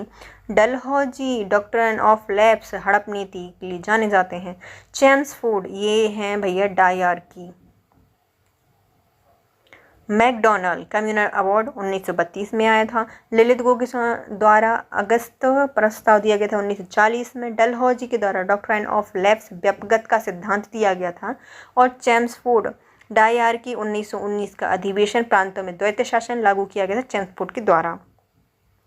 कुछ घटनाएं दी गई हैं, उनका सही कालानुक्रम जमाना है। पहले आते हैं हमारे हंटर आयोग बना था भैया कब? 1919 के समय बना होगा। किसकी? जलियांवाला बाग हत्याकांड के लिए आया था। नहीं, हंटर आयोग शिक्षा से भी आया है। सेटल आयोग तो आया है 1917 में। वुड्स का घोषणा पत्र ये क्या नाम है, डलहौजी के समय आया था 1954 में। फिर सार्जेंट योजना ये आई है 1942-44 के समय, है ना। सार्जेंट योजना 1944 के समय, तो लास्ट वाला डी ही सही हो जाएगा। देखो, वुड्स घोषणा पत्र बोर्ड ऑफ कंट्रोल के प्रधान चार्ल्स वुड द्वारा 19 जुलाई 1854 को जारी किया गया था। हंटर आयोग की घोषणा ब्रिटिश प्रशासन में लॉर्ड रिपन द्वारा 1882 को की गई थी। सेड्रल आयोग का गठन वर्ष 1917 में कलकत्ता विश्वविद्यालय की समस्याओं को हल करने के लिए डॉक्टर M.E. सेड्रल के नेतृत्व में किया गया था। सार्जेंट योजना 1944 में केंद्रीय शिक्षा सलाहकार मंडल ने प्रस्तुत की थी। इस समय ब्रिटिश अधिकारी सार्जेंट ब्रिटिश भारत सरकार में शिक्षा सलाहकार के पद पर नियुक्त थे। इसके नाम से ही राष्ट्रीय शिक्षा योजना प्रस्तुत की गई थी। निम्नलिखित में से कौन सा सम्मिलित नहीं है? Okay, Indu Prakash M.G. रानाडे के द्वारा प्रस्तुत की गई थी, सही है। नेटिव ओपिनियन यह B.N. मांडलिक के द्वारा प्रस्तुत किया गया था। बॉम्बे क्रॉनिकल ये हमारे वो हैं फिरोज मेहता, उनके द्वारा आई थी, ना कि गोपाल कृष्ण गोखले के द्वारा, तो ये वाला क्या हो जाएगा? गलत हो जाएगा। इंडियन मिरर यह देवेंद्र नाथ टैगोर ने दी थी समाचार पत्र। देखो, बॉम्बे क्रॉनिकल अंग्रेजी भाषा का समाचार पत्र है और फिरोज शाह मेहता ने प्रारंभ किया था। तो भैया रोज रोज क्या करते हैं अपन? मिरर देखते हैं ना। रुको, बॉम्बे जाने का सपना देखते हैं ना, बॉम्बे क्रॉनिकल, और बहुत ज़्यादा क्रिटिकल भी ये समाचार पत्र हैं। वर्तमान में मुंबई में प्रकाशित होता है। देखो इंदु प्रकाश, तो इंदु का प्रकाश हमेशा महादेव जी के आगे से आता है, तो इंदु का प्रकाश महादेव गोविंद रनाडे। और नेगेटिव ओपिनियन दिया है, अलग अलग मंडल से अलग अलग नेगेटिव ओपिनियंस आ रहे हैं, तो मंडलिक हैं। फिर बॉम्बे क्रॉनिकल हो गया अपने फिरोज शाह मेहता। और इंडियन मिरर तो देवेंद्र ने इतनी अच्छी शक्ल दी है, तो भैया रोज मिरर देखेंगे, इंडियंस तो देखेंगे, तो इंडियन मिरर देवेंद्र नाथ टैगोर। नीचे दिए गए कुछ वर्ष हैं, इनको में से कौन सा सम्मिलित नहीं है ये देखना है ना। संथाल विद्रोह पता है 1855 के बीच में हुआ था। कोल विद्रोह 1831 में हुआ था। खांसी विद्रोह 1829 में हुआ था। अहोम विद्रोह यह 1805 में नहीं हुआ था, बल्कि ये हुआ था 1828 के समय, ये खांसी विद्रोह के साथ ही। देखो गोमधर कुंवर के नेतृत्व में 1828 में अहोम क्षेत्र के लोगों के द्वारा अहोम विद्रोह प्रारंभ किया गया। इसे ईस्ट इंडिया कंपनी ने दबा दिया। तीरथ सिंह के नेतृत्व में जैंतिया और गारो पहाड़ियों के गारो, खांसी और सहपो लोगों ने खांसी विद्रोह किया था 1829 से 1833 के बीच में। छोटा नागपुर क्षेत्र में कोल विद्रोह का नेतृत्व किया था 1831 से 1832 में बुद्धो भगत के द्वारा। 1855 से 56 में संताल विद्रोह हुआ, आदिवासी विद्रोह था, जिसके नेता थे सिद्धू कानू, चांद भैरव नामक 4 भाई। प्रमुख घटना है और उनका हमें जमानी है डेट।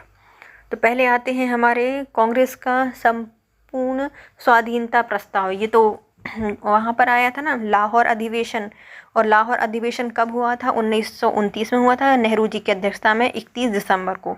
फिर पूर्ण स्वराज दिवस कब मनाया जाता है? तो पूर्ण स्वराज दिवस हमने उसके 1 साल बाद 26 जनवरी को मनाया था 1930 में। डांडी मार्च ये प्रारंभ की गई थी 1930 में और 12 मार्च के दिन। द्वितीय गोलमेज सम्मेलन ये हुआ है 5 सितंबर 1931 को। गोलमेज सम्मेलन, द्वितीय गोलमेज सम्मेलन, जिसमें गांधी जी ने भाग लिया था। देखो कांग्रेस का पूर्ण स्वाधीनता प्रस्ताव 31 दिसंबर 1929 को आया था। पूर्ण स्वराज दिवस 26 जनवरी 1930 को मनाया। डांडी मार्च का प्रारंभ मार्च 1930 में किया था। द्वितीय गोलमेज कॉन्फ्रेंस 7 सितंबर से 1 दिसंबर 1931 तक हुआ। सूची 1 को सूची 2 से मिलाइए। एनी बेसेंट का संबंध है होम रूल लीग से पहले ही सही है। डॉक्टर राजेंद्र प्रसाद के द्वारा क्या किया गया था? तो इन्होंने किया है चंपारण सत्याग्रह में जाने जाते हैं। जवाहरलाल नेहरू इनके द्वारा जो कांग्रेस का लाहौर अधिवेशन हुआ था इनने किया था। और अंबिका चरण मजूमदार 1916 में जो लखनऊ समझौता हुआ था, लखनऊ अधिवेशन हुआ था, उसकी अध्यक्षता की थी इनके द्वारा। सितंबर 1916 में एनी बेसेंट ने होम रूल लीग आंदोलन प्रारंभ किया। महात्मा गांधी ने 1917 में चंपारण के दौरान अपने सहयोगियों में डॉक्टर राजेंद्र प्रसाद भी थे। जवाहरलाल नेहरू ने भारतीय राष्ट्रीय कांग्रेस के 1929 के लाहौर अधिवेशन की अध्यक्षता की थी। और अंबिका चरण मजूमदार ने भारतीय राष्ट्रीय कांग्रेस के लखनऊ अधिवेशन 1916 की अध्यक्षता की थी। इसमें मुस्लिम लीग और कांग्रेस के बीच में समझौता हुआ था। अब आते हैं प्रमुख घटनाक्रम। CR फॉर्मूला 1944 में आया था। कैबिनेट मिशन 1946 में आया था। अरे 46 है ना। बेवेल योजना 1945 में आई थी। फिर गांधी जिन्ना बातचीत ये कब हुई है? ये भी 1944 में हुई है, जब गांधी जी ने बोला था कि हम नहीं देंगे पाकिस्तान, तो वही घटना है। CR फॉर्मूला मार्च 1944 में आया। गांधी जिन्ना वार्ता सितंबर 1944 में हुई थी। बेवेल योजना जून 1945 में आया और कैबिनेट मिशन फरवरी 1946 में आया था। असहयोग आंदोलन, हम सहयोग नहीं करेंगे, 1920 में बोल दिया था हमने। सविनय अवज्ञा आंदोलन, सबका अच्छे से विद्रोह करेंगे 1930 में। कांग्रेस मंत्रिमंडल का गठन ये 1935 के अधिवेशन के तहत किया गया था और ये गठन किया जाएगा 1937 में। भारत छोड़ो आंदोलन 1942। असहयोग आंदोलन 1920 से 22। सविनय अवज्ञा आंदोलन 1930 में प्रारंभ किया गया था। कांग्रेस मंत्रिमंडल का गठन 1937 में। भारत छोड़ो आंदोलन 1942 में हुआ। अब आते हैं मदन मोहन मालवीय जी के द्वारा हिंदू विश्वविद्यालय के संस्थापक रहे हैं 1916 के समय। मोतीलाल नेहरू ने नेहरू रिपोर्ट प्रस्तुत की थी। और क्या किया था? स्वराज पार्टी के अन्य सदस्यों में से भी एक थे CAR दास और मोतीलाल नेहरू। फिर आते हैं एनी बेसेंट, ये होम रूल लीग की संस्थापक रही हैं। गोपाल कृष्ण गोखले, इन्होंने सर्वेंट ऑफ इंडियन सोसाइटी की स्थापना की थी। मदन मोहन मालवीय हिंदू विश्वविद्यालय के संस्थापक। मोतीलाल नेहरू ने स्वराज पार्टी के अन्य सदस्यों के साथ गठन किया था 1923 में।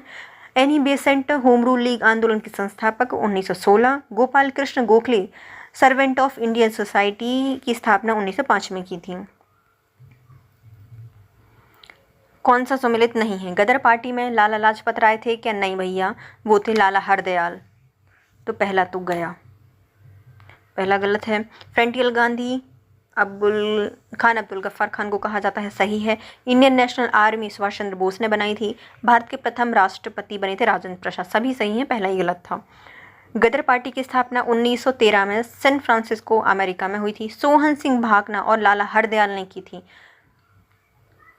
कुछ घटनाएं हुई हैं स्वतंत्रता संग्राम की जिनको हमें कालानुक्रम में जमाना है। चोरा चोरी हत्याकांड कब हुई है भैया? 1922 में हुई है। मार्ले मिंटो सुधार 1909 में आया था।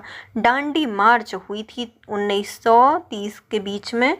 और मॉन्टेगू चेम्सफोर्ड सुधार 1919। अलग ही सन दिख रहे हैं, आराम से जमा लिए जाएंगे। पहले आते हैं मार्ले मिंटो सुधार 1920, नहीं 1909। मॉन्टेगू चेम्सफोर्ड सुधार 1919। चोरा चोरी हत्याकांड 1922। डांडी यात्रा 1930।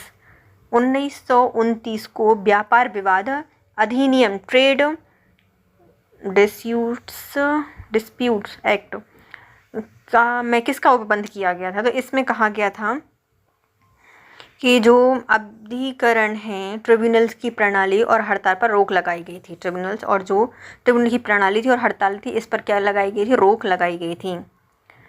वर्ष 1929 को व्यापार विवाद अधिनियम प्रायोगिक तौर पर 5 वर्ष के लिए लागू किया गया था। इस अधिनियम के द्वारा व्यापार विवादों की जांच समाधान हेतु समझौता बोर्ड या बोर्ड ऑफ कॉन्सिलिएशंस आया और जांच न्यायालय जो कोर्ट ऑफ इंक्वायरी था उसका गठन का प्रावधान किया गया था।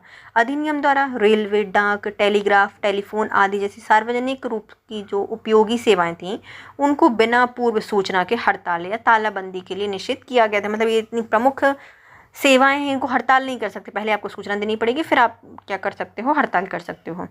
नेक्स्ट आता है सूची 1 को सूची 2 से मिलाना है। ओके, भारतीय परिषद अधिनियम 1909, माल्य मिंटो सुधार कहा जाता है इसको। तो भारत शासन अधिनियम 1935, इसके द्वारा जो हमारी प्रांतीय स्वायत्तता है वो आई थी। लखनऊ समझौता 1916 में हुआ था अंबिकाचरण मजूमदार की नेतृत्व में। और भारत शासन अधिनियम 1919 में द्वि शासन पद्धति का प्रारंभ किया गया था।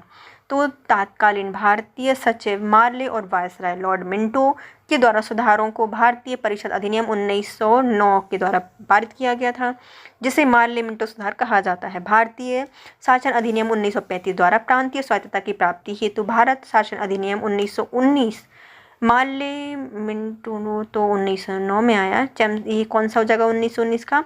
मॉन्टेगू चेम्सफोर्ड सुधार। इसके द्वारा प्रांतों में द्वि शासन पद्धति प्रारंभ की गई थी, जबकि लखनऊ समझौता, Congress league pact, Annie Besant और तिलक के प्रयत्नों से 1916 में हुआ था। कुछ घटनाएं हैं, सभी जमानी हैं। ओके, सविनय अवज्ञा आंदोलन 1930, वैयक्तिक सत्याग्रह 1930 में ही हुआ था, लेकिन पहले सविनय अवज्ञा आंदोलन प्रारंभ हुआ था डांडी मार्च से, उसके बाद ये हुआ है वैयक्तिक आंदोलन 1940 में। भारत छोड़ो आंदोलन ये भी हुआ है 1942 में। और क्रिप्स मिशन तो पता ही है कब आया था, ये आया था 1942 में। देखो, सविनय अवज्ञा आंदोलन 1930, वैयक्तिक सत्याग्रह 1940 और क्रिप्स मिशन 1942 मार्च में। और भारत छोड़ो आंदोलन अगस्त 1942 में प्रारंभ किया गया था। कैबिनेट मिशन यह 1946, साइमन कमीशन 1927, क्रिप्स मिशन 1942 और पूना पैक्ट 1932। देखो, Simon commission 1927, Poona pact 1932, Cripps mission 1942 और कैबिनेट मिशन 1946। आंदोलन और उनमें सक्रिय व्यक्ति, चंपारण में गांधी जी थे और उनके साथ थे राजेंद्र प्रसाद, और उनके साथ राजेंद्र प्रसाद थे, तो पहला सही हो जाएगा। अहमदाबाद मिल श्रमिक में मोरारजी देसाई थी कि नहीं भाई, वो तो श्रमिक था, गांधी जी गए थे वहाँ पर। और दूसरा आता है खेड़ा सत्याग्रह, इसमें हाँ वल्लभ भाई पटेल का नेतृत्व था, तभी खेड़ा की जो महिलाएं थी इन्होंने इनको सरदार की उपाधि दी थी, तो पहला और तीसरा सही हो जाएगा। गांधी जी ने ब्रिटिश शासन के खिलाफ कई सफल आंदोलन सत्याग्रह अपने सहयोगियों के माध्यम से किए हैं। गांधी जी ने चंपारण सत्याग्रह 1917 में राजेंद्र प्रसाद, जेबी कृपलानी आदि के साथ मिलकर किया था, इसलिए कथन ये सही हो जाएगा। अहमदाबाद मिल श्रमिक सत्याग्रह गांधी जी के जो अनुसुईया बेन है उनके सहयोग से किया था, ना कि मोरारजी देसाई के उसमें, अतः भी गलत हो जाएगा। खेड़ा सत्याग्रह तो पता है, इंदुलाल याग्निक और वल्लभ भाई पटेल जैसे नेताओं के साथ मिलकर गांधी जी ने किया था। कुछ घटनाएं कालानुक्रम में जमानी है, सारी घटनाएं कालानुक्रम से, मतलब सन तो याद करके ही रहेंगे। पहले आती है हमारे चंपारण सत्याग्रह 1917 में, फिर दांडी मार्च 1930 में, और जो तिलक है इनकी मृत्यु हुई थी 1920 के समय, है ना, 1 अगस्त के दिन। और शिमला समझौता होता है, ये तो बहुत बाद में हुआ है, तो पहले आएगा चंपारण आंदोलन, उसका तिलक की मृत्यु, फिर दांडी मार्च, फिर शिमला समझौता, मतलब डी ऑप्शन सही है।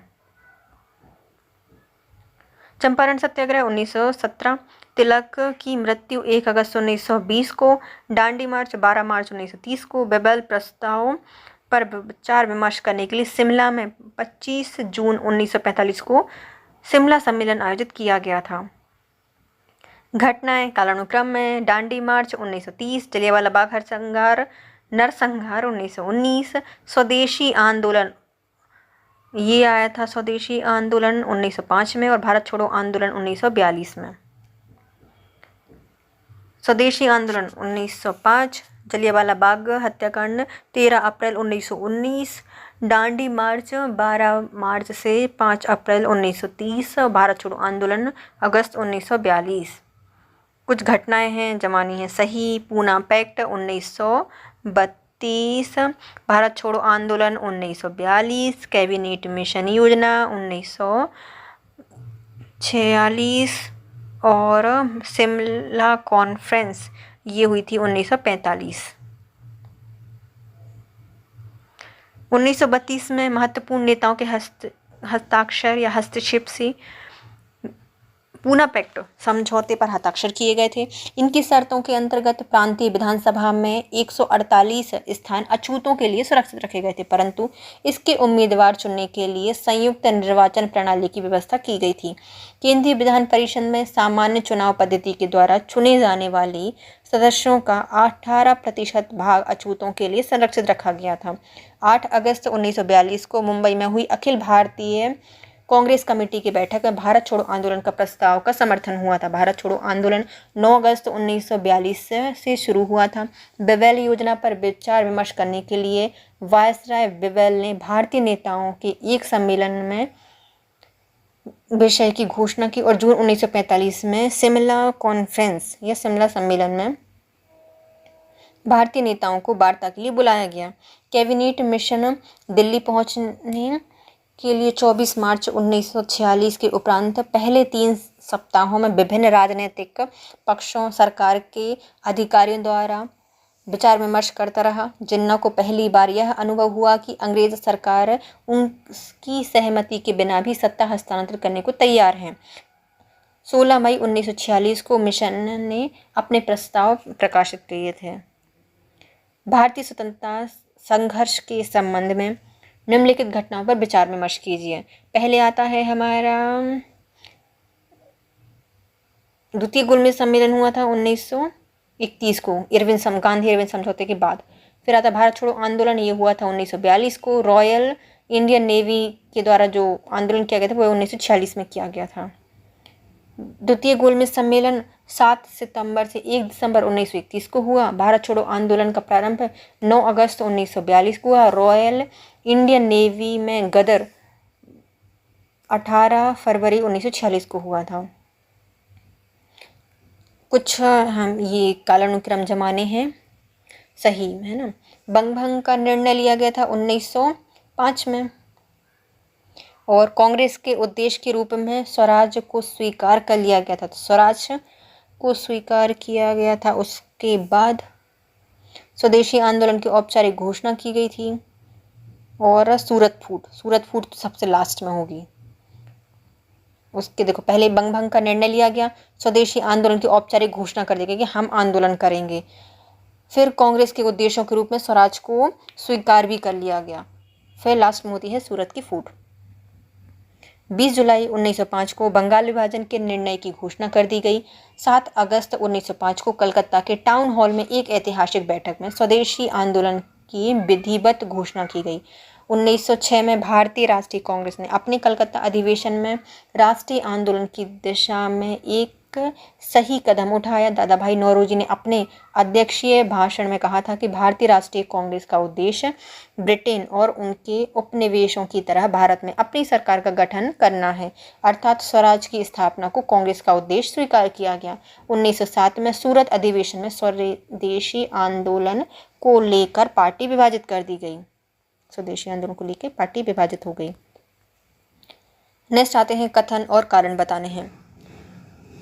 उपनिषदों के प्रति नेहरू की श्रद्धा नहीं थी, तो ये गलत है। वो तो मानेंगे, जब भारत में रहना तो उपनिषद ही मानने पड़ेंगे, तो पहला गलत हो जाएगा।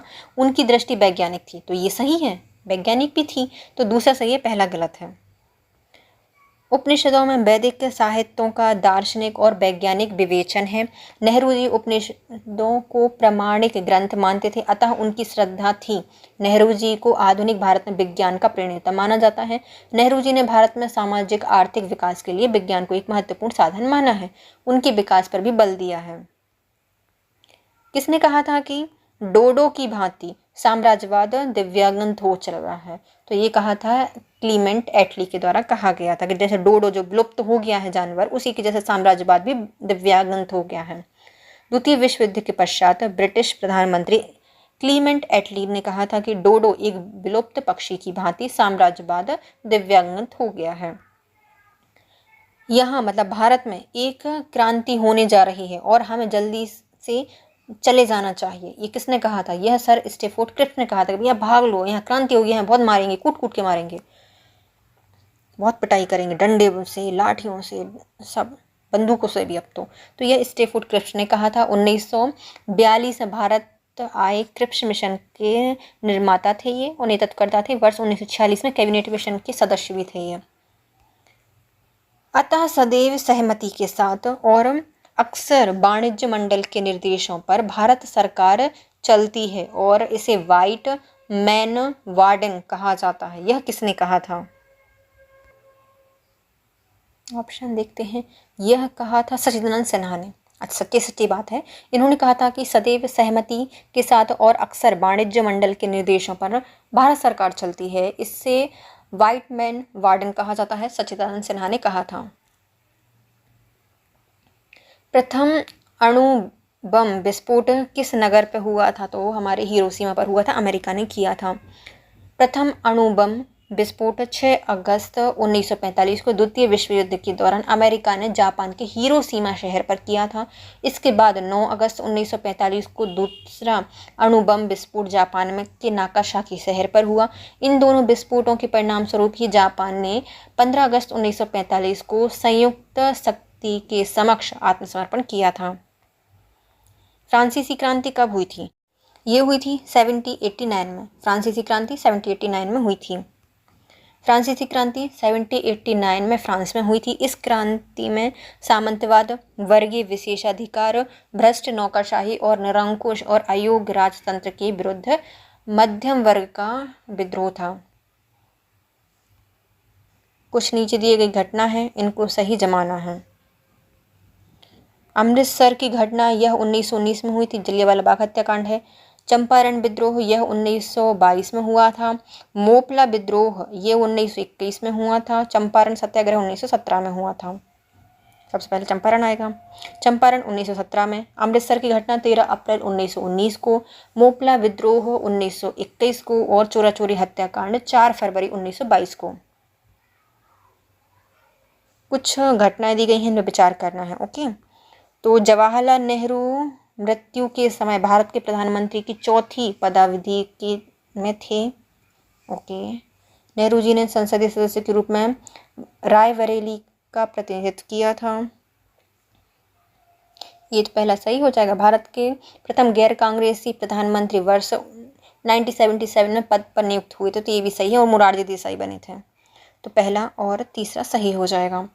भारत के प्रथम प्रधानमंत्री जवाहरलाल नेहरू की मृत्यु चौथी पदावधि के समय, पहला 1947 से 1952, दूसरा 1952 से 1957, तीसरा 1957 से 1962, फिर चौथा 1962 से 1964 के दौरान 27 जुलाई 1964 को उनकी मृत्यु हो गई थी, इसलिए पहला सही है।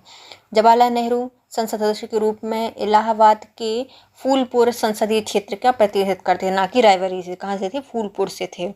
दूसरा सही नहीं है, इसलिए गलत था। भारत के प्रथम गैर कांग्रेसी प्रधानमंत्री जनता पार्टी के मोरारजी देसाई थे, और 24 मार्च 1977 को इन्होंने अपने पद ग्रहण किया था। इन्हें कांग्रेस के गुजरात के सूरत संसदीय क्षेत्र का प्रतिनिधि प्राप्त था। गैर कांग्रेसी थे। कुछ घटनाएं दी गई हैं, कालानुक्रम में जमानी है। लखनऊ समझौता 1916, गांधी इरविन समझौता 1931, पूना समझौता 1932, सविनय अवज्ञा आंदोलन की अंतिम रूप से वापसी, ये भी गांधी इरविन समझौते के बाद हुई थी। तो देखो, लखनऊ समझौता 1916 में हुआ, गांधी जी नहीं थे इस समय, अंबिकाचरण मजूमदार ने अध्यक्षता की थी। इसमें मुस्लिम लीग और कांग्रेस का समझौता हो गया था, इसे लखनऊ समझौता कहा जाता है। गांधी इरविन समझौता 5 मार्च 1931 को हुआ था, गांधी और इरविन के बीच में हुआ था। इसमें गांधी जी और सरकार की तरफ से इरविन ने हस्ताक्षर किए थे। गांधी इरविन समझौते को दिल्ली समझौता भी कहा जाता है। पूना समझौता 24 सितंबर 1932 को मदन मोहन मालवीय, सी राजगोपालाचारी, राजेंद्र प्रसाद, पुरुषोत्तम दास के प्रयत्नों से गांधी जी और अंबेडकर के मध्य हुआ था, जो कि पूना समझौते के नाम से जाना जाता है।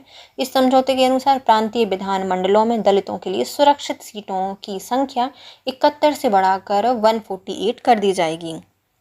सविनय अवज्ञा आंदोलन की अंतिम रूप से वापसी 1 अगस्त 1934 से हुई थी। गांधी जी ने व्यक्तिगत सविनय अवज्ञा आंदोलन को शुरू किया था जब द्वितीय गोलमेज सम्मेलन से आए थे उसके बाद, किंतु यह आंदोलन संक्षिप्त और निराशाजनक स्वरूप के कारण विफल रहा था।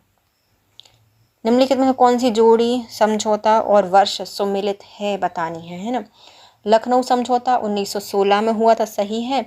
गांधी इरविन समझौता 1932 में नहीं बल्कि 1931 में हुआ था, तो दूसरा वाला गलत हो जाएगा। लियाकत अली भूलाभाई देसाई समझौता 1945 में हुआ। शिमला समझौता 1946 और पूना पैक्ट,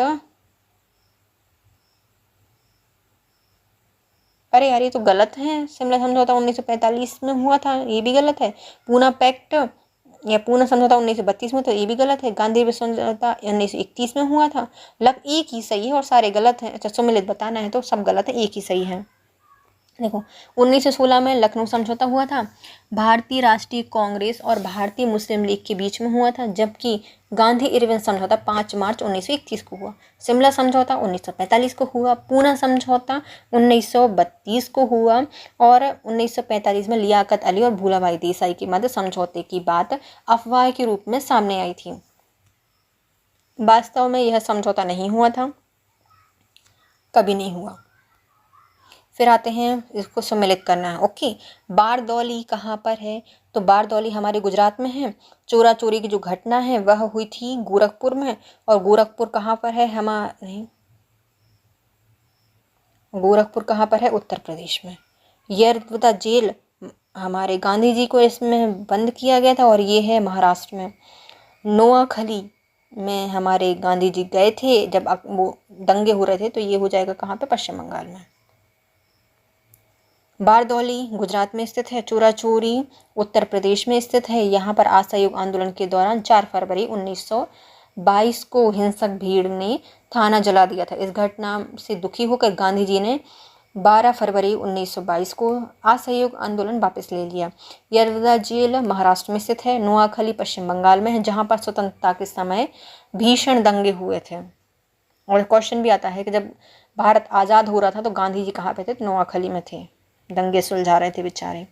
निम्नलिखित में कौन सा कथन सही नहीं है बताना है। ओके, राष्ट्रगीत वंदे मातरम की रचना बंकिम चंद्र चटर्जी ने मूल बांग्ला में की है क्या? नहीं, बांग्ला में नहीं की है, बल्कि इसमें संस्कृत भाषा भी है, तो पहला गलत हो जाएगा। दूसरा आता है शक संवत पर आधारित राष्ट्रीय पंचांग में एक चैत्र सामान्यतः 22 मार्च को और अर्थ वर्ष में 21 मार्च को पड़ता है, तो ये सही है। दूसरा, भारत में राष्ट्रीय ध्वज के प्रारूप को संविधान सभा ने 22 जुलाई 1947 को अपनाया था, ये भी सही है। रविन्द्रनाथ टैगोर द्वारा मूल बांग्ला में रचित गान जनगण मन के हिंदी संस्करण को संविधान सभा ने भारत के राष्ट्रगान के रूप में 24 जनवरी 1950 को अपनाया था, तो ये भी सही है। तीनों सही हो जाएंगे। जो वंदे मातरम है, इसकी रचना बंकिम चंद्र चटर्जी ने मूल रूप से संस्कृत और बंगाली दोनों भाषाओं के मिश्रित रूप में की थी, और इनका उपन्यास था आनंद मठ। निष्ठय स्वतंत्रता के बाद घटित होने वाली घटनाएं।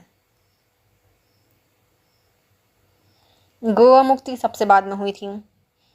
दलाई लामा का भारत भागकर आना, चाउ एन लाई का भारत में आगमन, और रुको पहले होता है हमारा ये 1961 में हुआ गोवा वाला, है ना, और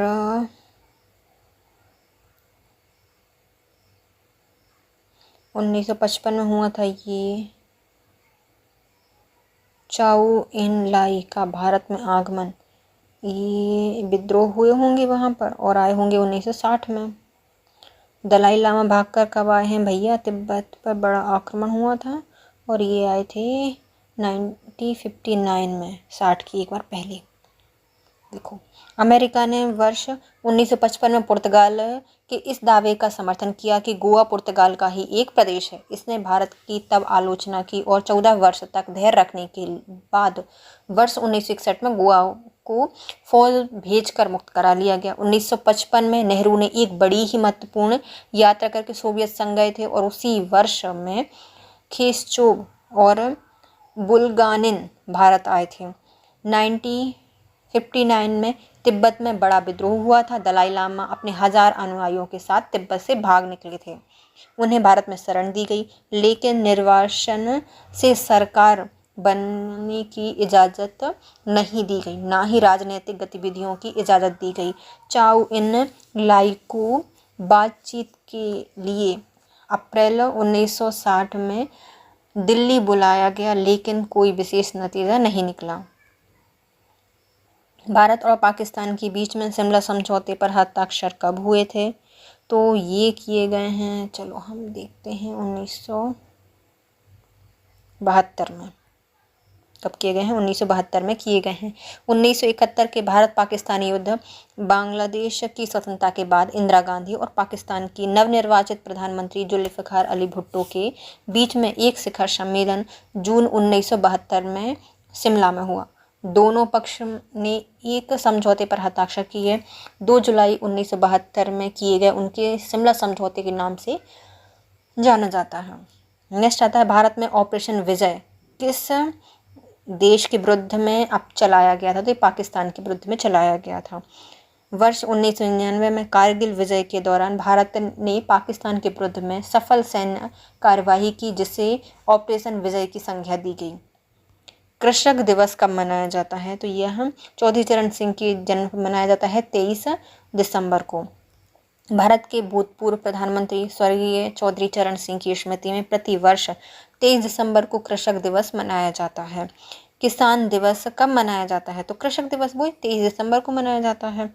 अब आते हैं, इनको हमें सम्मिलित करना है। ओके, रविन्द्रनाथ टैगोर साहित्य से संबंधित हैं और चित्रकार से संबंधित हैं।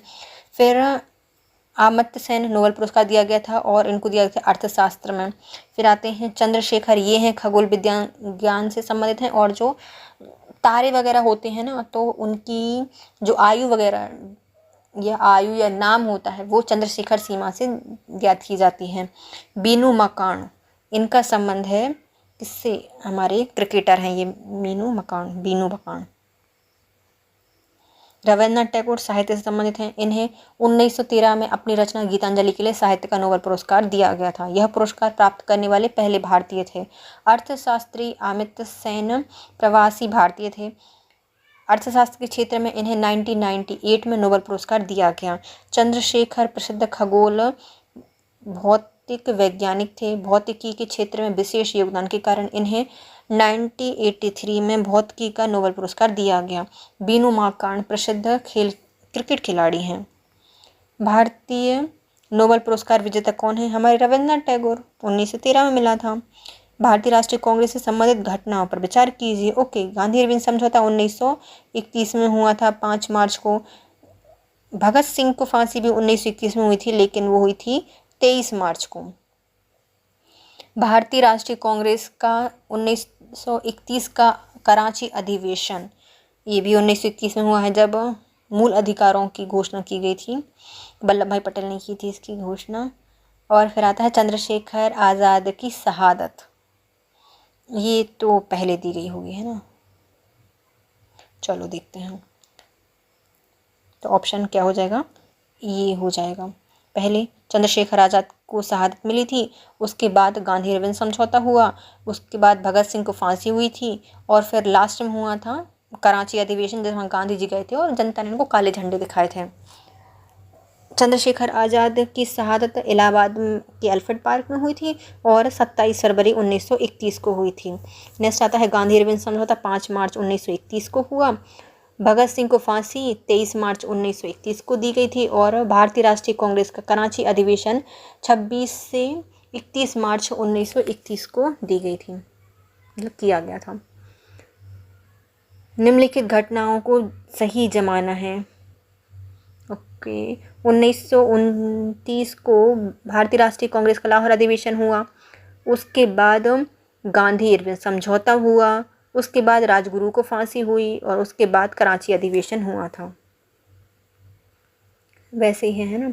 लाहौर का अधिवेशन दिसंबर 1929 को हुआ, फिर गांधी इरविन समझौता 5 मार्च 1931 को हुआ, जबकि जो कराची अधिवेशन है 1931 वाला, वो बाद में हुआ था, 26 से 31 मार्च को हुआ था, और 23 मार्च को भगत सिंह, सुखदेव और राजगुरु को फांसी दी गई थी। नीचे दिए गए जो कूट हैं उनको जोड़ना है सूची को। सुभाष चंद्र बोस का संबंध है भारतीय राष्ट्रीय कांग्रेस के हरिपुरा अधिवेशन से। वल्लभ भाई पटेल, इनके द्वारा अपनाया गया था ऑपरेशन पोलो, जिसमें भारतीय राज्य को जोड़ा गया था। नहीं, ऑपरेशन पोलो हैदराबाद में सैन्य अभ्यास चलाया था या सैन्य अभियान चलाया था।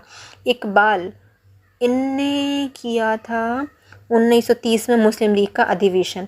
और बटुकेश्वर दत्त और भगत सिंह जो हैं, उनने फेंका था सेंट्रल असेंबली में बम 1929 को।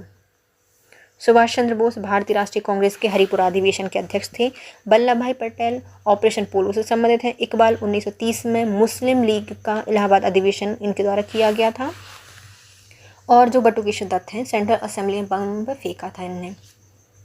1927 में बटलर कमेटी का उद्देश्य क्या था? ये राज्यों से संबंधित थी ना भारत में, तो भारत सरकार एवं देशी रियासतों के बीच में संबंध सुधारने से संबंधित है 1927 की Butler committee.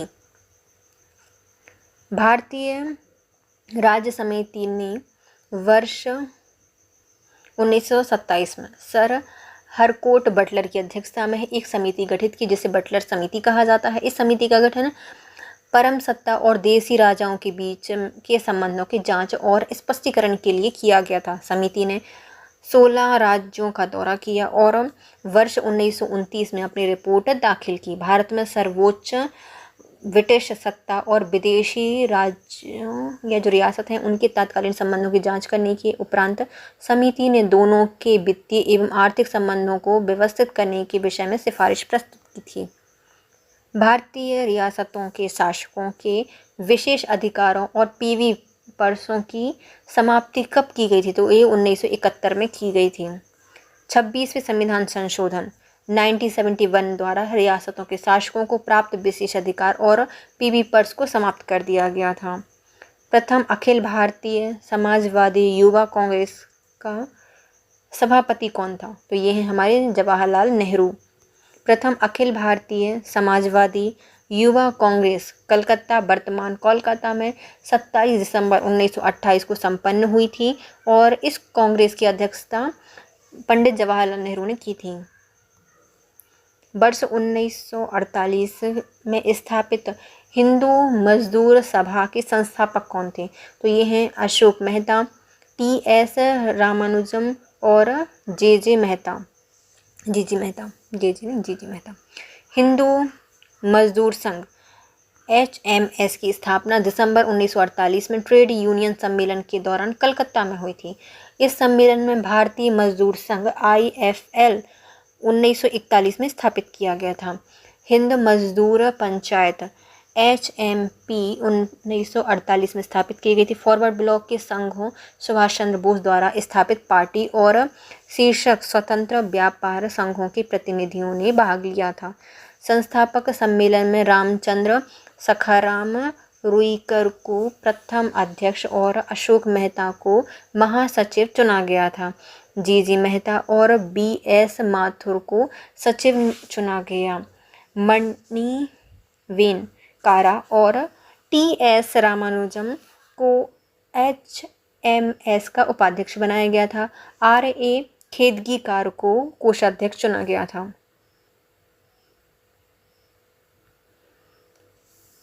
Alipur central jail कहाँ पर स्थित है? हमारे कोलकाता में स्थित है। 1910 में बनी थी ना। अलीपुर सेंट्रल जेल कलकत्ता में स्थित है। इसकी स्थापना 1910 में की गई थी। ब्रिटिश राज्य के समय यहाँ राजनैतिक बंदियों को भी रखा गया था। ऑपरेशन पोलो किससे जुड़ा है? तो ये जुड़ा है हैदराबाद राज्य में सैनिक कार्यवाही से और वल्लभ भाई पटेल के द्वारा ये करवाई गई थी। हैदराबाद रियासत में सैनिक कार्यवाही के दौरान ऑपरेशन पोलो चलाया गया था। ऑपरेशन 13 से 18 सितंबर 1948 के मध्य चलाया गया था। किस राज्य का सचिवालय भवन राइट्स बिल्डिंग्स के नाम से जाना जाता है? तो ये हो जाएगा पश्चिम बंगाल का जो सचिवालय है उसको जाना जाता है राइट्स बिल्डिंग के नाम से। पश्चिम बंगाल राज्य का सचिवालय भवन राइट्स बिल्डिंग के नाम से जाना जाता है। कोलकाता स्थित इस भवन में पश्चिम बंगाल का मुख्य कार्यालय स्थित है। इस भवन के वास्तुकार थॉमस लियान थे, जिनका निर्माण मूलतः ब्रिटिश ईस्ट इंडिया कंपनी के जूनियर सर्वेंट्स या राइट्स के लिए 1777 में किया गया था। कार्ल मार्क्स ने वर्ग संघर्ष की प्रक्रिया को निम्नलिखित में किस सिद्धांत की मदद से समझाया था? तो इनके द्वारा दिया गया था द्वंद्वात्मक भौतिकीवाद। कार्ल मार्क्स ने वर्ग संघर्ष की प्रतिक्रिया को द्वंद्वात्मक भौतिकवाद के सिद्धांत की मदद से समझाया था। मार्क्स के विचारों में ऐतिहासिक प्रक्रिया के प्राचीन समाज का आधार दासता, सामंतवादी समाज का आधार भूमि और मध्यम वर्गीय समाज का आधार नगद पूंजी है। देखो इन्होंने बोला था कि जो हमारे जो ऐतिहासिक जो प्राचीन समाज है उसका आधार क्या है? दासता। सामंतवादी जो समाज है उसका आधार है भूमि और जो मध्यम वर्गीय समाज है उसका आधार है नगद पूंजी। यही उनका इतिहास की भौतिकवादी व्याख्या थी। इनके अनुसार समाज का इतिहास आर्थिक कारणों से निर्धारित होता है। इसके मूल में वर्ग संघर्ष का द्वंद्व होता है। मदर टेरेसा के संबंध में कौन सा कथन सही नहीं है बताना है। इनका जन्म अल्वेनिया में हुआ था तो ये सही है। 18 वर्ष की आयु में वे नन बन गई थी तो ये भी सही है। मृत्यु के समय वे भारतीय नागरिक नहीं थी तो ये गलत है। इनको भारतीय नागरिकता दे दी गई थी तो ये वाला क्या हो जाएगा? गलत हो जाएगा। और एक समय में वे कलकत्ता में शिक्षिका थी तो ये भी सही है। मदर टेरेसा का जन्म मैसिडोनिया में वर्ष 1910 में हुआ था। 18 वर्ष की आयु में वह एक मिशनरी की सदस्यता उन्होंने ग्रहण कर ली थी। 1929 में वह भारत आई थी और वहीं रहकर इन्होंने कलकत्ता के लॉरेंटो कॉन्वेंट स्कूल में अध्यापन का कार्य किया था। 5 सितंबर 1997 में उनकी मृत्यु के समय उन्हें भारत की नागरिकता प्राप्त थी। मदर टेरेसा के द्वारा स्थापित धर्म संघ क्या कहलाता है? तो इसका नाम है मिशनरीज ऑफ चैरिटी कहा जाता है। मदर टेरेसा द्वारा मानव सेवा के लिए 1950 में स्थापित किया गया धर्म संघ मिशनरीज ऑफ चैरिटी कहलाता है। चीन ने तिब्बत पर कब्जा कब किया था? तो जब दलाई लामा भारत आ गए थे 1959 में। किस वर्ष में सोवियत संघ रूस बन गया था? तो इसका विघटन हो गया था 1991 में।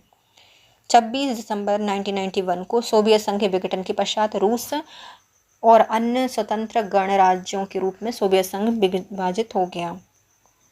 भारत पाकिस्तान के किस युद्ध के पश्चात बांग्लादेश एक स्वतंत्र राष्ट्र के रूप में आया था? तो ये आया था दिसंबर 1971 में, दिसंबर 1971 के युद्ध से। बांग्लादेश की आज़ादी की लड़ाई के दौरान मुक्ति बाहिनी का गठन पाकिस्तानी सेना के अत्याचारों के विरुद्ध में किया गया था। मुक्ति बाहिनी एक छापामार संगठन है जो पाकिस्तान सेना के खिलाफ गोरिल्ला युद्ध लड़ रहा था। इसको भारतीय सेना ने समर्थन दिया था। 3 दिसंबर 1971 को पाकिस्तान की ओर से भारतीय ठिकानों पर हमले के बाद भारतीय सेना ने पूरी पाकिस्तान को मुक्त कराने का अभियान शुरू किया। 16 दिसंबर 1971 को पाकिस्तानी सेना के 93,000 सैनिकों के साथ लेफ्टिनेंट जनरल A.K. नियाज़ी ने भारतीय पूर्व कमांडर के JOC in chief lieutenant general Jagjit Arora के समक्ष औपचारिक रूप से आत्मसमर्पण कर दिया। इस प्रकार भारत पाकिस्तान युद्ध के पश्चात दिसंबर 1971 में बांग्लादेश एक स्वतंत्र राष्ट्र के रूप में स्थापित हुआ। जर्मनी का एकीकरण कब हुआ था? तो ये हुआ है 3 अक्टूबर 1990 को। द्वितीय विश्व युद्ध के बाद जर्मनी भारतीय प्रभावित पश्चिमी जर्मनी और रूस प्रभावित पूर्वी जर्मनी में विभाजित हो गया, जो 40 वर्ष से अधिक समय के बाद 3 अक्टूबर 1990 को पुनः एकीकृत हुआ। संयुक्त राज्य अमेरिका का 1941 में दूसरे विश्व युद्ध में शामिल होने का मुख्य कारण क्या था? तो पर्ल हार्बर पर आक्रमण कर दिया था जापान ने, तो इसलिए बस द्वितीय विश्व युद्ध में अमेरिका ने भी भाग ले लिया और एक ही दिन में पूरा पासा पलट दिया। यद्यपि द्वितीय विश्व युद्ध का आरंभ 1 सितंबर 1939 को जर्मनी द्वारा पोलैंड पर आक्रमण के दौरान हुआ था, परंतु अमेरिका इसमें सैन्य रूप से शामिल नहीं था। 7 दिसंबर 1941 को जापान द्वारा अमेरिकी हवाई द्वीप स्थित नौसैनिक अड्डे पर्ल हार्बर पर अचानक हमले के बाद अमेरिका भी द्वितीय विश्व युद्ध में सैन्य रूप से सम्मिलित हो गया। संयुक्त राज्य अमेरिका के प्रथम राष्ट्रपति कौन थे? तो इनका नाम है जॉर्ज वॉशिंगटन। इन्हीं के नाम पर वॉशिंगटन DC का नाम रखा गया है। संयुक्त राज्य अमेरिका के प्रथम राष्ट्रपति जॉर्ज वॉशिंगटन थे, जो कि 1789 से 1797 तक रहे हैं। निम्नलिखित में से संयुक्त राज्य अमेरिका का वह राष्ट्रपति कौन था जिसने राष्ट्रपति पद से त्यागपत्र दिया था? तो ये है रिचर्ड निकल्सन। रिचर्ड निकल्सन संयुक्त राज्य अमेरिका के 37वें राष्ट्रपति थे, जो कि 1969 से 1974 के बीच में रहे थे। अमेरिका की एकमात्र ऐसे राष्ट्रपति हैं जिन्होंने अपने पद से इस्तीफा दिया था। वाटरगेट स्कैंडल में अपनी भूमिका के कारण महाभियोग की संभावना को देखते हुए इन्होंने पद से इस्तीफा दे दिया था। बिशप टूटू किस देश से संबंधित हैं? तो इनका संबंध था दक्षिण अफ्रीका से। बिशप डेसमंड टूटू दक्षिण अफ्रीका के एक आश्वेत पादरी थे। इन्होंने वर्ष 1980 के दशक में रंगभेद विरोध का आंदोलन चलाया था, विश्वव्यापी ख्याति अर्जित की थी, जिन्हें वर्ष 1984 का नोबेल पुरस्कार दिया गया था 1984 में। 2005 में अंतर्राष्ट्रीय गांधी शांति पुरस्कार भी इनको दिया गया है। चीन के वास्तविक कागज के निर्माण का श्रेय किसको दिया जाता है? तो जो चीन में कागज बनाया था वो बनाया था साई लून ने। चीन में वास्तविक कागज के प्रथम निर्माण का श्रेय साई लून को प्राप्त है। चीन के लियान प्रांत के निवासी साई लून ने 105 ईस्वी में कागज का निर्माण किया था। निम्नलिखित में कौन सा सही है? ओके, तो प्लूटो सुकरात के शिष्य थे। पहला नहीं, दूसरा वाला सही हो जाएगा। तो देखो, जो यूनानी दार्शनिक हैं प्लूटो, ये सुकरात के शिष्य थे, मतलब सुकरात के शिष्य हैं प्लूटो। और जो अरस्तु हैं वह प्लूटो के शिष्य थे। तो फिर आते हैं अरस्तु, फिर उसके बाद आता है सिकंदर, ये थे। और प्लूटो की पुस्तक का क्या नाम था? रिपब्लिक था। रिपब्लिक में इन्होंने आदर्श और न्याय राज्य की संकल्पना की थी। न्याय और आदर्श राज्य की संकल्पना किसके द्वारा की गई है? प्लूटो के द्वारा की गई है, उनकी पुस्तक रिपब्लिक में। पुनर्जागरण संस्कृति में इटली में प्रारंभ होने का कारण क्या है? जो पुनर्जागरण संस्कृति है वह इटली में क्यों प्रारंभ हुई थी? क्योंकि यहाँ पर विचारों को व्यक्त करने की स्वतंत्रता थी। 14वीं शताब्दी के प्रारंभ में पुनर्जागरण को यूरोप में मध्यकालीन सामंतवादी युग की समाप्ति और आधुनिक युग के प्रारंभ के रूप में व्यक्त किया जाता है। इसका प्रमुख जो प्रारंभ है वह इटली से हुआ था। पुनर्जागरण संस्कृति के इटली में प्रारंभ होने का कारण वहाँ पर विचारों को व्यक्त करने की स्वतंत्रता थी।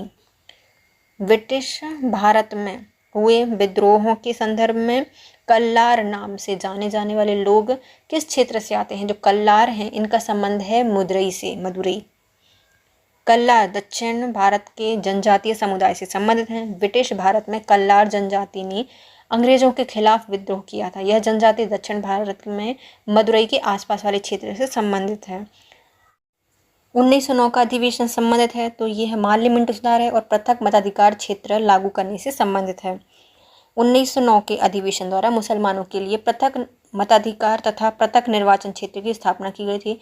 लॉर्ड मिंटो ने पृथक निर्वाचन मंडल स्थापित करके लॉर्ड मार्ले को लिखा था कि हम नाक के दांत बो रहे हैं, इसका फल भीषण ही होगा।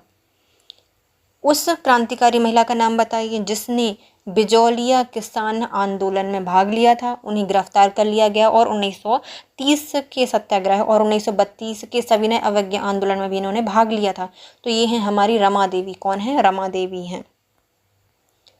रमा देवी स्वतंत्रता सेनानी लाडूराम जोशी की पत्नी थी। इन्होंने बिजौलिया आंदोलन, सविनय अवज्ञा आंदोलन और नमक सत्याग्रह और अन्य किसान राष्ट्रीय आंदोलन में भाग लिया था। सूची 1 को सूची 2 से मिलाइए। ओके, आते हैं पहले राजनीतिक दल और उनसे संबंधित वर्ष। हमारी भारतीय राष्ट्रीय कांग्रेस की स्थापना 1885 में हुई थी। भारतीय जनसंघ बना था 1951 में। भारतीय साम्यवादी दल, इसका गठन किया गया है 1925 में। और नेक्स्ट आते हैं AIADMK, इसका गठन बाद में होगा 1972 को। राजनीतिक दल पहले आते हैं भारतीय राष्ट्रीय कांग्रेस 1885, भारतीय जनसंघ 1951, भारतीय साम्यवादी दल 1925 और AIADMK यह बनी है 1972। इंपीरियल गजेटियर, जो इंपीरियल गजेटियर है इसका संकलनकर्ता कौन है? तो ये हैं भैया हमारे William Wilson Hunter. William Wilson Hunter के द्वारा इंपीरियल गजेटियर का संपादन किया गया है। इंपीरियल गजेटियर ऑफ इंडिया का संकलन विलियम विल्सन हंटर ने किया था। ग्रामीण स्थानीय शासन का पंचायती राज नामकरण किस भारतीय नेता के सुझाव का परिणाम था? तो ये हो जाएंगे MK गांधी। पंचायती राज नामांकन है, जो नामांकन वगैरह है वह गांधी जी ने दिया था। हमारे संविधान में भी इसको जोड़ा गया है।